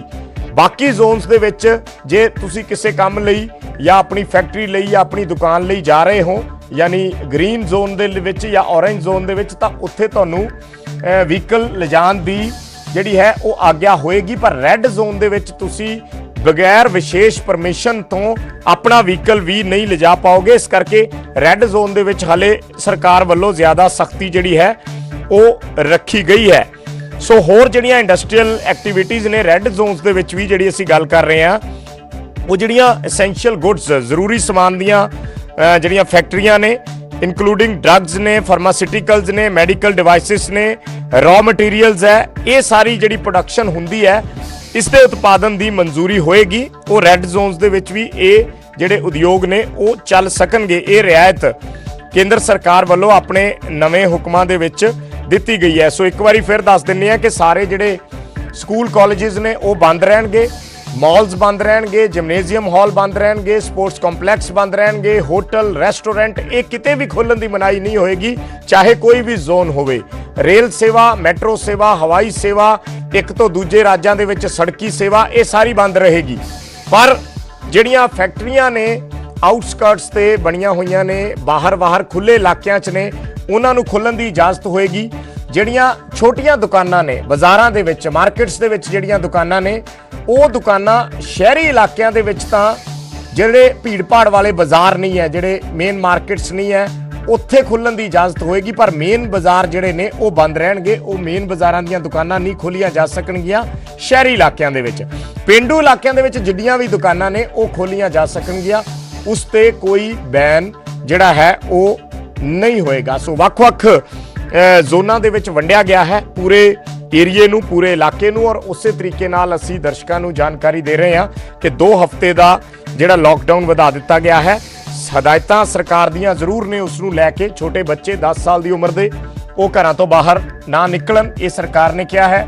65 ਸਾਲ ਦੇ ਜਿਹੜੇ ਬਜ਼ੁਰਗ ਨੇ ਉਹ ਘਰਾਂ ਤੋਂ ਬਾਹਰ ਨਾ ਨਿਕਲਣ, ਇਹ ਵੀ ਇਹਨਾਂ ਹਦਾਇਤਾਂ ਦੇ ਵਿੱਚ ਕਿਹਾ ਗਿਆ ਹੈ। ਇਸ ਤੋਂ ਇਲਾਵਾ ਹੋਰ ਵੀ ਜਿਹੜੇ ਸਰਕਾਰ ਦੇ ਆਦੇਸ਼ ਨੇ, ਉਹਨਾਂ ਦੇ ਵਿੱਚ ਸਰਕਾਰ ਨੇ ਇਹ ਵੀ ਦੱਸਿਆ ਹੈ ਕਿ large number of activities allowed in red zones, ਜਿਹੜੀਆਂ ਰੈੱਡ ਜ਼ੋਨ ਨੇ ਉਹਨਾਂ ਦੇ ਵਿੱਚ ਹੋਰ ਐਕਟੀਵਿਟੀਜ਼ ਅਲਾਉਡ ਨੇ, ਜਿਵੇਂ ਇੰਡਸਟਰੀਅਲ ਐਕਟੀਵਿਟੀਜ਼ ਨੇ, ਉਦਯੋਗ ਨੇ, ਕੰਸਟਰਕਸ਼ਨ ਐਕਟੀਵਿਟੀਜ਼ ਨੇ। ਪੇਂਡੂ ਇਲਾਕਿਆਂ ਦੇ ਵਿੱਚ, ਰੈੱਡ ਜ਼ੋਨ ਦੇ ਵਿੱਚ ਜਿਹੜੇ ਪੇਂਡੂ ਇਲਾਕੇ ਨੇ ਉਹਨਾਂ ਦੇ ਵਿੱਚ ਜਿਹੜੀ ਕੰਸਟਰਕਸ਼ਨ ਹੈ ਉਹ ਚੱਲੇਗੀ, ਉਹ ਖੋਲ੍ਹੀ ਜਾ ਸਕਦੀ ਹੈ। ਇੱਟਾਂ ਦੇ ਪੱਠੇ ਜਿਹੜੇ ਨੇ ਉਹ ਖੋਲ੍ਹੇ ਜਾ ਸਕਦੇ ਨੇ, ਮਨਰੇਗਾ ਦੇ ਜਿਹੜੇ ਕੰਮ ਨੇ ਉਹ ਚੱਲ ਸਕਦੇ ਨੇ, ਔਰ ਫੂਡ ਪ੍ਰੋਸੈਸਿੰਗ ਯੂਨਿਟ ਨੇ ਜਿਹੜੇ ਉਹ ਚੱਲ ਸਕਦੇ ਨੇ। ਪਰ ਇਸ ਤੋਂ ਇਲਾਵਾ ਜਿਹੜੀ ਹੋਰ ਕੋਈ ਗਤੀਵਿਧੀਆਂ ਨੇ ਉਹਨਾਂ ਦੀ ਇਜਾਜ਼ਤ ਨਹੀਂ ਹੋਏਗੀ। ਜਿਹੜੀਆਂ ਸਾਰੀਆਂ ਦੁਕਾਨਾਂ ਨੇ ਉਹ ਨਹੀਂ ਖੋਲ੍ਹੇ ਜਾ ਸਕਣਗੇ। ਖੇਤੀਬਾੜੀ ਦੀਆਂ ਜਿਹੜੀਆਂ ਗਤੀਵਿਧੀਆਂ ਉਹਨਾਂ ਤੇ ਕਿਸੇ ਤਰੀਕੇ ਦੀ ਕੋਈ ਰੋਕ ਨਹੀਂ ਹੋਏਗੀ, ਉਹ ਚੱਲ ਸਕਦੀਆਂ ਨੇ। ਮਸਲਨ ਜਿਹੜੀ ਹੁਣ ਅੱਗੇ ਬਿਜਾਈ ਹੋਣੀ ਹੈ ਝੋਨੇ ਦੀ ਜਾਂ ਕਣਕ ਦੀ, ਜਿਹੜੀ ਹਾਰਵੈਸਟਿੰਗ ਹੋ ਰਹੀ ਹੈ, ਕਣਕ ਦੀ ਕਟਾਈ ਹੋ ਰਹੀ ਹੈ, ਉਸ ਤੇ ਕੋਈ ਰੋਕ ਟੋਕ ਨਹੀਂ ਹੈ। ਔਰ ਇਸੇ ਤਰੀਕੇ ਨਾਲ ਬਹੁਤ ਸਾਰੀਆਂ ਜਿਹੜੀਆਂ ਹਦਾਇਤਾਂ, ਕਾਫੀ ਵੱਡਾ ਸਰਕਾਰ ਵੱਲੋਂ ਪੂਰਾ ਬਿਊਰਾ ਦਿੱਤਾ ਗਿਆ, ਉਸ ਦੇ ਵਿੱਚ ਅਸੀਂ ਦਰਸ਼ਕਾਂ ਨੂੰ ਇੱਕ ਇੱਕ ਕਰਕੇ ਦੱਸ ਰਹੇ ਹਾਂ। ਕੋਈ ਧਾਰਮਿਕ ਸਥਾਨ ਨਹੀਂ ਖੋਲ੍ਹੇ ਜਾਣਗੇ, ਇਹ ਵੀ ਆਪਣੇ ਆਪ ਦੇ ਵਿੱਚ ਵੱਡਾ ਪੁਆਇੰਟ ਹੈ ਕਿ ਜਿੰਨੇ ਵੀ ਧਾਰਮਿਕ ਸਥਾਨ ਨੇ, ਗੁਰਦੁਆਰੇ ਨੇ, ਮੰਦਿਰ ਨੇ, ਚਰਚਿਜ਼ ਨੇ, ਉਹ ਸਾਰੇ ਬੰਦ ਰਹਿਣਗੇ, ਉੱਥੇ ਕੋਈ ਨਹੀਂ ਜਾ ਸਕੇਗਾ। ਯਾਨੀ ਕੋਈ ਵੀ ਐਸੀ ਜਗ੍ਹਾ ਸਰਕਾਰ ਨੇ ਗੁੰਜਾਇਸ਼ ਨਹੀਂ ਰੱਖੀ ਹੈ ਜਿੱਥੇ ਭੀੜ ਭਾੜ ਹੋਵੇ, ਉਸ ਜਗ੍ਹਾ ਤੇ ਕੋਈ ਵਿਅਕਤੀ ਨਹੀਂ ਜਾ ਸਕੇਗਾ। ਸਿਰਫ ਜਿਹੜੀਆਂ ਖੁੱਲ੍ਹੇ ਥਾਵਾਂ ਤੇ ਦੁਕਾਨਾਂ ਨੇ, ਖੁੱਲ੍ਹੇ ਏਰੀਏ ਦੇ ਵਿੱਚ ਦੁਕਾਨਾਂ ਨੇ, ਰੈਜ਼ੀਡੈਂਸ਼ੀਅਲ ਏਰੀਏ ਦੇ ਵਿੱਚ, ਰਿਹਾਇਸ਼ੀ ਇਲਾਕਿਆਂ ਦੇ ਵਿੱਚ ਜਿਹੜੀਆਂ ਦੁਕਾਨਾਂ ਨੇ ਉਹ ਖੋਲ੍ਹਣ ਦੀ ਇਜਾਜ਼ਤ ਹੈ। ਸ਼ਹਿਰਾਂ ਦੇ ਵਿੱਚ ਔਰ ਪਿੰਡਾਂ ਦੇ ਵਿੱਚ ਸਾਰੇ ਤਰ੍ਹਾਂ ਦੀਆਂ ਦੁਕਾਨਾਂ ਖੋਲ੍ਹਣ ਦੀ ਇਜਾਜ਼ਤ ਹੋਏਗੀ। ਇਸ ਤੋਂ ਇਲਾਵਾ ਜਿਹੜੀ ਕੋਈ ਕੈਬ ਸਰਵਿਸ, ਟੈਕਸੀ ਸਰਵਿਸ ਚੱਲੇਗੀ, ਜਾਂ ਕੋਈ ਵਿਅਕਤੀ ਕਾਰ ਤੇ ਕਿਸੇ ਕੰਮ ਦੇ ਲਈ ਬਾਹਰ ਜਾਏਗਾ ਤਾਂ ਸਿਰਫ 2 ਵਿਅਕਤੀਆਂ ਨੂੰ ਬੈਠਣ ਦੀ ਇਜਾਜ਼ਤ ਹੋਏਗੀ। ਯਾਨੀ ਇੱਕ ਡਰਾਈਵਰ ਤੇ ਇੱਕ ਵਿਅਕਤੀ ਉਹਦੇ ਨਾਲ ਬੈਠ ਸਕੇਗਾ। ਕਾਰ ਦੇ ਵਿੱਚ ਪੂਰਾ ਪਰਿਵਾਰ ਜਾਂ 4-5 ਲੋਕ ਇਕੱਠੇ ਹੋ ਕੇ ਨਹੀਂ ਜਾ ਸਕਣਗੇ। ਇਹ ਵੀ ਹਦਾਇਤਾਂ ਜਿਹੜੀਆਂ ਨੇ ਦਿੱਤੀਆਂ ਗਈਆਂ ਨੇ। ਸੋ ਬਹੁਤ ਸਾਰੇ ਪੁਆਇੰਟਸ ਨੇ ਜਿਨ੍ਹਾਂ ਤੇ ਚਰਚਾ ਕਰਨੀ ਹੈ ਕਿ ਕਿਹੜੀਆਂ ਰਿਆਇਤਾਂ ਲੋਕਾਂ ਨੂੰ ਦਿੱਤੀਆਂ ਗਈਆਂ ਨੇ। ਪੰਜਾਬ ਦੇ ਵਿੱਚ, ਹਾਲਾਂਕਿ ਜੇ ਪੰਜਾਬ ਦਾ ਜ਼ਿਕਰ ਕਰੀਏ ਤਾਂ ਪਹਿਲਾਂ ਹੀ ਪੰਜਾਬ ਸਰਕਾਰ ਨੇ 17 ਤਰੀਕ ਤੱਕ ਜਿਹੜਾ ਕਰਫਿਊ ਹੈ ਉਸ ਨੂੰ ਐਕਸਟੈਂਡ ਕਰਨ ਦਾ ਐਲਾਨ ਕੀਤਾ ਸੀ, ਔਰ ਪੰਜਾਬ ਦੇ ਵਿੱਚ 4 ਘੰਟੇ ਦੀ ਜਿਹੜੀ ਢਿੱਲ ਹੈ ਉਹ ਦਿੱਤੀ ਗਈ ਹੈ। ਪਰ ਇਹ ਕੇਂਦਰ ਦੀਆਂ ਗ੍ਰਹਿ ਮੰਤਰਾਲੇ ਦੀਆਂ ਹਦਾਇਤਾਂ ਨੇ, ਕੇਂਦਰ ਦਾ ਫੈਸਲਾ ਹੈ ਪ੍ਰਧਾਨ ਮੰਤਰੀ ਦਾ ਕਿ 17 ਮਈ ਤੱਕ ਲਾਕਡਾਊਨ ਵਧਾ ਦਿੱਤਾ ਗਿਆ, ਪਰ ਰਿਆਇਤਾਂ ਉਸ ਦੇ ਵਿੱਚ ਕਾਫੀ ਨੇ। ਸੋ ਲੋਕਾਂ ਦੀ ਮੂਵਮੈਂਟ ਨੂੰ ਲੈ ਕੇ, ਪਬਲਿਕ ਦੀ ਮੂਵਮੈਂਟ ਨੂੰ ਲੈ ਕੇ ਕੀ ਹਦਾਇਤਾਂ ਨੇ ਉਹ ਅਸੀਂ ਲਗਾਤਾਰ ਦੱਸ ਰਹੇ ਹਾਂ ਕਿ ਰੈੱਡ ਜ਼ੋਨਸ ਦੇ ਵਿੱਚ ਕੋਈ ਵਿਅਕਤੀ ਆਪਣੇ ਨਿੱਜੀ ਵਾਹਨ ਤੇ ਵੀ ਨਹੀਂ ਜਾ ਸਕੇਗਾ, ਪਰ ਜਿਹੜੇ ਗ੍ਰੀਨ ਤੇ ਔਰੰਜ ਜ਼ੋਨ ਨੇ ਉਹਨਾਂ ਦੇ ਵਿੱਚ ਆਵਾਜਾਈ ਦੀ ਮਨਜ਼ੂਰੀ ਹੋਏਗੀ। ਜਿਹੜੇ ਲੋਕ ਆਪਣੀ ਦੁਕਾਨ ਤੇ ਜਾਂ ਆਪਣੇ ਕੰਮਾਂ-ਕਾਰਾਂ ਦੇ ਲਈ ਜਾ ਸਕਦੇ ਹੈ। ਰੈੱਡ ਜ਼ੋਨ ਦੇ ਵਿੱਚ ਜੇ ਕੋਈ ਵਹੀਕਲ ਜਾਏਗਾ, ਉਸ ਵਾਹਨ ਨੂੰ ਬਕਾਇਦਾ ਮਨਜ਼ੂਰੀ ਵੱਖਰੇ ਤੌਰ ਤੇ ਲੈਣੀ ਹੋਏਗੀ, ਫੇਰ ਹੀ ਰੈੱਡ ਜ਼ੋਨ ਦੇ ਵਿੱਚ ਕੋਈ ਵਹੀਕਲ ਦਾਖਲ ਹੋ ਸਕੇਗਾ। ਨਹੀਂ ਤਾਂ ਰੈੱਡ ਜ਼ੋਨਸ ਦੇ ਵਿੱਚ ਵਹੀਕਲ ਇਸ ਤਰੀਕੇ ਨਾਲ ਖੁੱਲ੍ਹੇ ਤੌਰ ਤੇ ਨਹੀਂ ਚਲਾਏ ਜਾ ਸਕਣਗੇ। ਨਾ ਹੀ ਰੈੱਡ ਜ਼ੋਨ ਦੇ ਵਿੱਚ ਟੈਕਸੀ ਸਰਵਿਸ ਜਾਂ ਹੋਰ ਕੋਈ ਆਟੋ ਸਰਵਿਸ ਇਸ ਤਰੀਕੇ ਦੀ ਸੇਵਾ ਚੱਲੇਗੀ। ਇਹ ਰੈੱਡ ਜ਼ੋਨਸ ਦੇ ਵਿੱਚ ਨਹੀਂ ਹੋਏਗਾ। ਇਸ ਤੋਂ ਇਲਾਵਾ ਰੈੱਡ ਜ਼ੋਨਸ ਦੇ ਵਿੱਚ ਜਿਹੜੀਆਂ ਗਤੀਵਿਧੀਆਂ ਅਲਾਉਡ ਨੇ ਉਹ ਮੀਡੀਆ ਨੂੰ ਅਲਾਉ ਕੀਤਾ ਗਿਆ। ਇਲੈਕਟ੍ਰੋਨਿਕ ਤੇ ਜਿਹੜਾ ਪ੍ਰਿੰਟ ਮੀਡੀਆ ਹੈ ਉਹ ਆਪਣਾ ਕੰਮ ਕਰ ਸਕਦੇ ਨੇ। ਆਈਟੀ ਸੈਕਟਰ ਜਿਹੜਾ ਹੈ ਉਹ ਰੈੱਡ ਜ਼ੋਨ ਦੇ ਵਿੱਚ ਅਲਾਉ ਹੈ, ਆਪਣਾ ਕੰਮ ਕਰ ਸਕਦਾ ਹੈ। ਡਾਟਾ ਤੇ ਹੋਰ ਜਿਹੜਾ ਕਾਲ ਸੈਂਟਰਸ ਨੇ ਉਹ ਚੱਲ ਸਕਦੇ ਨੇ। ਕੋਲਡ ਸਟੋਰੇਜ ਰੈੱਡ ਜ਼ੋਨ ਦੇ ਵਿੱਚ ਚੱਲ ਸਕਦੇ ਨੇ। ਵੇਅਰ ਹਾਊਸ ਜਿਹੜੀਆਂ ਸਰਵਿਸਿਜ਼ ਨੇ ਉਹ ਰੈੱਡ ਜ਼ੋਨ ਦੇ ਵਿੱਚ ਚੱਲ ਸਕਦੀਆਂ ਨੇ। ਪ੍ਰਾਈਵੇਟ ਸਿਕਿਉਰਿਟੀ ਜਿਹੜੀ ਹੈ ਉਹ ਰੈੱਡ ਜ਼ੋਨ ਦੇ ਵਿੱਚ ਚੱਲ ਸਕਦੀ ਹੈ। ਫੈਸਿਲਿਟੀ ਮੈਨੇਜਮੈਂਟ ਸਰਵਿਸਿਜ਼ ਜਿਹੜੀਆਂ ਨੇ ਉਹ ਚੱਲ ਸਕਦੀਆਂ ਨੇ। ਸੋ ਸਰਵਿਸ ਪ੍ਰੋਵਾਈਡਡ ਬਾਈ ਸੈਲਫ ਐਮਪਲੋਇਡ ਪਰਸਨਸ, ਜਿਹੜੀਆਂ ਨਿੱਜੀ ਸਰਵਿਸਿਜ਼ ਨੇ ਜਿਹੜੀਆਂ ਕੰਪਨੀ ਵੱਲੋਂ ਦਿੱਤੀਆਂ ਜਾਂਦੀਆਂ ਨੇ, ਐਕਸੈਪਟ ਦਾ ਬਾਰਬਰਸ, ਯਾਨੀ ਜਿਹੜੀਆਂ ਸੈਲੂਨਸ ਨੇ ਜਾਂ ਨਾਈਆਂ ਦੀਆਂ ਦੁਕਾਨਾਂ ਨੇ ਉਹ ਨਹੀਂ ਖੁੱਲਣਗੀਆਂ, ਪਰ ਬਾਕੀ ਜਿਹੜੀਆਂ ਸਰਵਿਸ ਨੇ ਉਹ ਚੱਲ ਸਕਦੀਆਂ ਨੇ। ਜ਼ਰੂਰੀ ਸਮਾਨ ਦੀਆਂ, ਡਰੱਗਸ, ਫਾਰਮਾਸਿਊਟੀਕਲਸ, ਇਸ ਤਰੀਕੇ ਨਾਲ ਅਸੀਂ ਦੱਸ ਰਹੇ ਹਾਂ ਕਿ ਕਿਹੜੀਆਂ ਸਰਵਿਸਿਜ਼ ਅਲਾਉਡ ਨੇ, ਕਿਉਂਕਿ ਰੈੱਡ ਜ਼ੋਨ ਦਾ ਜ਼ਿਕਰ ਇਸ ਕਰਕੇ ਹੋ ਰਿਹਾ ਕਿ ਜੇ ਰੈੱਡ ਜ਼ੋਨਸ ਦੇ ਵਿੱਚ ਜਿਹੜੀਆਂ ਸਰਵਿਸਿਜ਼ ਅਲਾਉਡ ਨੇ ਉਹ ਗ੍ਰੀਨ ਜਾਂ ਔਰੰਜ ਜ਼ੋਨ ਦੇ ਵਿੱਚ ਤੇ ਆਲਰੇਡੀ ਹੈਗੀਆਂ ਹੀ ਨੇ, ਪਰ ਰੈੱਡ ਜ਼ੋਨ ਦੇ ਵਿੱਚ ਕਿਹੜੀ ਗਤੀਵਿਧੀ ਨਹੀਂ ਅਲਾਉਡ ਜਿਹੜੀ ਔਰੰਜ ਤੇ ਗ੍ਰੀਨ ਦੇ ਵਿੱਚ ਹੈਗੀ ਹੈ, ਉਸ ਦੀ ਜਾਣਕਾਰੀ ਅਸੀਂ ਦਰਸ਼ਕਾਂ ਨੂੰ ਲਗਾਤਾਰ ਦੇ ਰਹੇ ਹਾਂ। ਇਸੇ ਤਰੀਕੇ ਨਾਲ ਔਰੰਜ ਜ਼ੋਨ ਦੇ ਵਿੱਚ ਵੀ ਕੁਝ ਜਿਹੜੀਆਂ ਐਡੀਸ਼ਨਲ ਐਕਟੀਵਿਟੀਜ਼ ਨੇ ਉਹਨਾਂ ਦੀ ਇਜਾਜ਼ਤ ਦਿੱਤੀ ਗਈ ਹੈ, ਯਾਨੀ ਟੈਕਸੀ ਤੇ ਕੈਬ ਜਿਹੜੀਆਂ ਸਰਵਿਸਿਜ਼ ਨੇ ਉਹ ਔਰੰਜ ਜ਼ੋਨ ਦੇ ਵਿੱਚ ਤੇ ਗ੍ਰੀਨ ਜ਼ੋਨ ਦੇ ਵਿੱਚ ਚੱਲ ਸਕਦੀਆਂ ਨੇ। ਜਿਵੇਂ ਅਸੀਂ ਪਹਿਲਾਂ ਵੀ ਦਰਸ਼ਕਾਂ ਨੂੰ ਦੱਸ ਰਹੇ ਹਾਂ ਕਿ ਡਰਾਈਵਰ ਦੇ ਨਾਲ ਇੱਕ ਪੈਸੇਂਜਰ ਜਿਹੜਾ ਹੈ ਉਹ ਅਲਾਉਡ ਹੋਏਗਾ, 2 ਬੰਦੇ ਇੱਕ ਵਹੀਕਲ ਦੇ ਵਿੱਚ ਜਾ ਸਕਣਗੇ। ਉਸ ਤੋਂ ਇਲਾਵਾ ਜਿਹੜਾ ਹੈ ਕਿਸੇ ਨੂੰ ਬੈਠਣ ਦੀ ਇਜਾਜ਼ਤ ਨਹੀਂ ਹੋਏਗੀ। ਇੰਟਰ ਡਿਸਟ੍ਰਿਕਟ ਮੂਵਮੈਂਟ ਜਿਹੜੀ ਹੈ ਇੰਡੀਵਿਜੂਅਲਸ ਦੀ ਤੇ ਜਿਹੜੇ ਵਹੀਕਲਸ ਨੇ ਉਹ ਜਿਨ੍ਹਾਂ ਕੋਲੇ ਪਰਮਿਟਡ, ਜਿਨ੍ਹਾਂ ਦੀਆਂ ਗਤੀਵਿਧੀਆਂ ਜਿਨ੍ਹਾਂ ਕੋਲੇ ਮਨਜ਼ੂਰੀ ਹੈ, ਉਹ ਇੰਟਰ ਡਿਸਟ੍ਰਿਕਟ ਜਿਹੜੀ ਮੂਵਮੈਂਟ ਹੈ ਉਹ ਹੋ ਪਾਏਗੀ। ਅਗਰ ਕਿਸੇ ਦਾ ਜ਼ਿਲ੍ਹੇ ਤੋਂ ਬਾਹਰ ਕਾਰੋਬਾਰ ਹੈ, ਉਸਨੇ ਜ਼ਿਲ੍ਹੇ ਤੋਂ ਬਾਹਰ ਜਾਣਾ ਹੈ, ਤਾਂ ਉਸਦੇ ਕੋਲ ਅਗਰ ਮਨਜ਼ੂਰੀ ਹੈ ਤਾਂ ਉਹ ਵਿਅਕਤੀ ਆਪਣਾ ਨਿੱਜੀ ਵਹੀਕਲ ਲੈ ਕੇ ਇੱਕ ਜ਼ਿਲ੍ਹੇ ਤੋਂ ਦੂਸਰੇ ਜ਼ਿਲ੍ਹੇ 'ਚ ਦਾਖਲ ਹੋ ਸਕਦਾ ਹੈ। 4 ਵੀਲਰਸ ਜਿਹੜੇ ਵਹੀਕਲ ਨੇ ਉਹ 2 ਸਵਾਰੀਆਂ ਤੋਂ ਜ਼ਿਆਦਾ ਨਹੀਂ ਰੱਖ ਸਕਣਗੇ ਡਰਾਈਵਰ, ਤੇ ਜਿਹੜੇ 2 ਵੀਲਰਸ ਨੇ ਉਹਨਾਂ ਦੇ ਵਿੱਚ ਵੀ ਡਰਾਈਵਰ ਐਂਡ ਪਿਲੀਅਨ ਰਾਈਡਰ ਉਹ 2 ਵੀਲਰ ਤੇ ਅਲਾਉਡ ਹੋਣਗੇ ਕਿ ਸਿਰਫ 2 ਪੈਸੇਂਜਰ ਜਿਹੜੇ ਨੇ ਉਹ ਅਲਾਉਡ ਹੋਣਗੇ। ਇਸੇ ਤਰ੍ਹਾਂ ਗ੍ਰੀਨ ਜ਼ੋਨ ਦਾ ਜਿਵੇਂ ਅਸੀਂ ਜ਼ਿਕਰ ਕਰ ਰਹੇ ਹਾਂ, ਗ੍ਰੀਨ ਜ਼ੋਨ ਦੇ ਵਿੱਚ 50% ਜਿਹੜੀ ਸੀਟਿੰਗ ਕਪੈਸਿਟੀ ਰੱਖਣੀ ਹੋਏਗੀ। ਉੱਥੇ ਜਿਹੜੀ ਬੱਸ ਸੇਵਾ ਹੈ ਜਾਂ ਇਹ ਚੱਲ ਸਕਦੀ ਹੈ ਬੱਸ ਡਿਪੂਆਂ ਤੋਂ, ਪਰ 50% ਸੀਟਿੰਗ ਕਪੈਸਿਟੀ ਯਾਨੀ ਬੱਸਾਂ ਦੇ ਵਿੱਚ ਜੇ ਸਵਾਰੀਆਂ ਹੋਣਗੀਆਂ ਤਾਂ ਉਹ ਇੱਕ ਬੱਸ ਦੀ ਜਿੰਨੀ ਸਵਾਰੀਆਂ ਦੀ ਕਪੈਸਿਟੀ ਹੈ, ਮਸਲਨ ਅਗਰ 40 ਸਵਾਰੀਆਂ ਬੱਸ ਦੇ ਵਿੱਚ ਜਾਂ 50 ਸਵਾਰੀਆਂ ਬੈਠ ਸਕਦੀਆਂ ਨੇ ਤਾਂ 25 ਦੀ ਇਜਾਜ਼ਤ ਹੋਏਗੀ। 50% ਸਵਾਰੀਆਂ ਲੈ ਕੇ ਗ੍ਰੀਨ ਜ਼ੋਨ ਦੇ ਵਿੱਚ ਬੱਸਾਂ ਚਲਾਉਣ ਦੀ ਇਜਾਜ਼ਤ ਵੀ ਕੇਂਦਰ ਸਰਕਾਰ ਨੇ ਦੇ ਦਿੱਤੀ ਹੈ। ਇਸੇ ਤਰੀਕੇ ਨਾਲ ਅਸੀਂ ਹੁਣ ਲਗਾਤਾਰ ਦਰਸ਼ਕਾਂ ਨੂੰ ਇਸ ਦੇ ਪੁਆਇੰਟ ਦਰ ਪੁਆਇੰਟ ਦੱਸਦੇ ਜਾਵਾਂਗੇ ਕਿ ਜਿਹੜਾ ਲਾਕਡਾਊਨ 2 ਹਫ਼ਤਿਆਂ ਦੇ ਲਈ ਐਕਸਟੈਂਡ ਹੋਇਆ ਉਸ ਦੇ ਵਿੱਚ ਕਿਹੜੀਆਂ ਰਿਆਇਤਾਂ ਨੇ ਤੇ ਕਿਹੜੀਆਂ ਚੀਜ਼ਾਂ ਜਿਨ੍ਹਾਂ ਤੇ ਬੈਨ ਰਹੇਗਾ, ਪਾਬੰਦੀ ਰਹੇਗੀ, ਉਸ ਦੀ ਜਾਣਕਾਰੀ ਦਿੰਦੇ ਰਵਾਂਗੇ।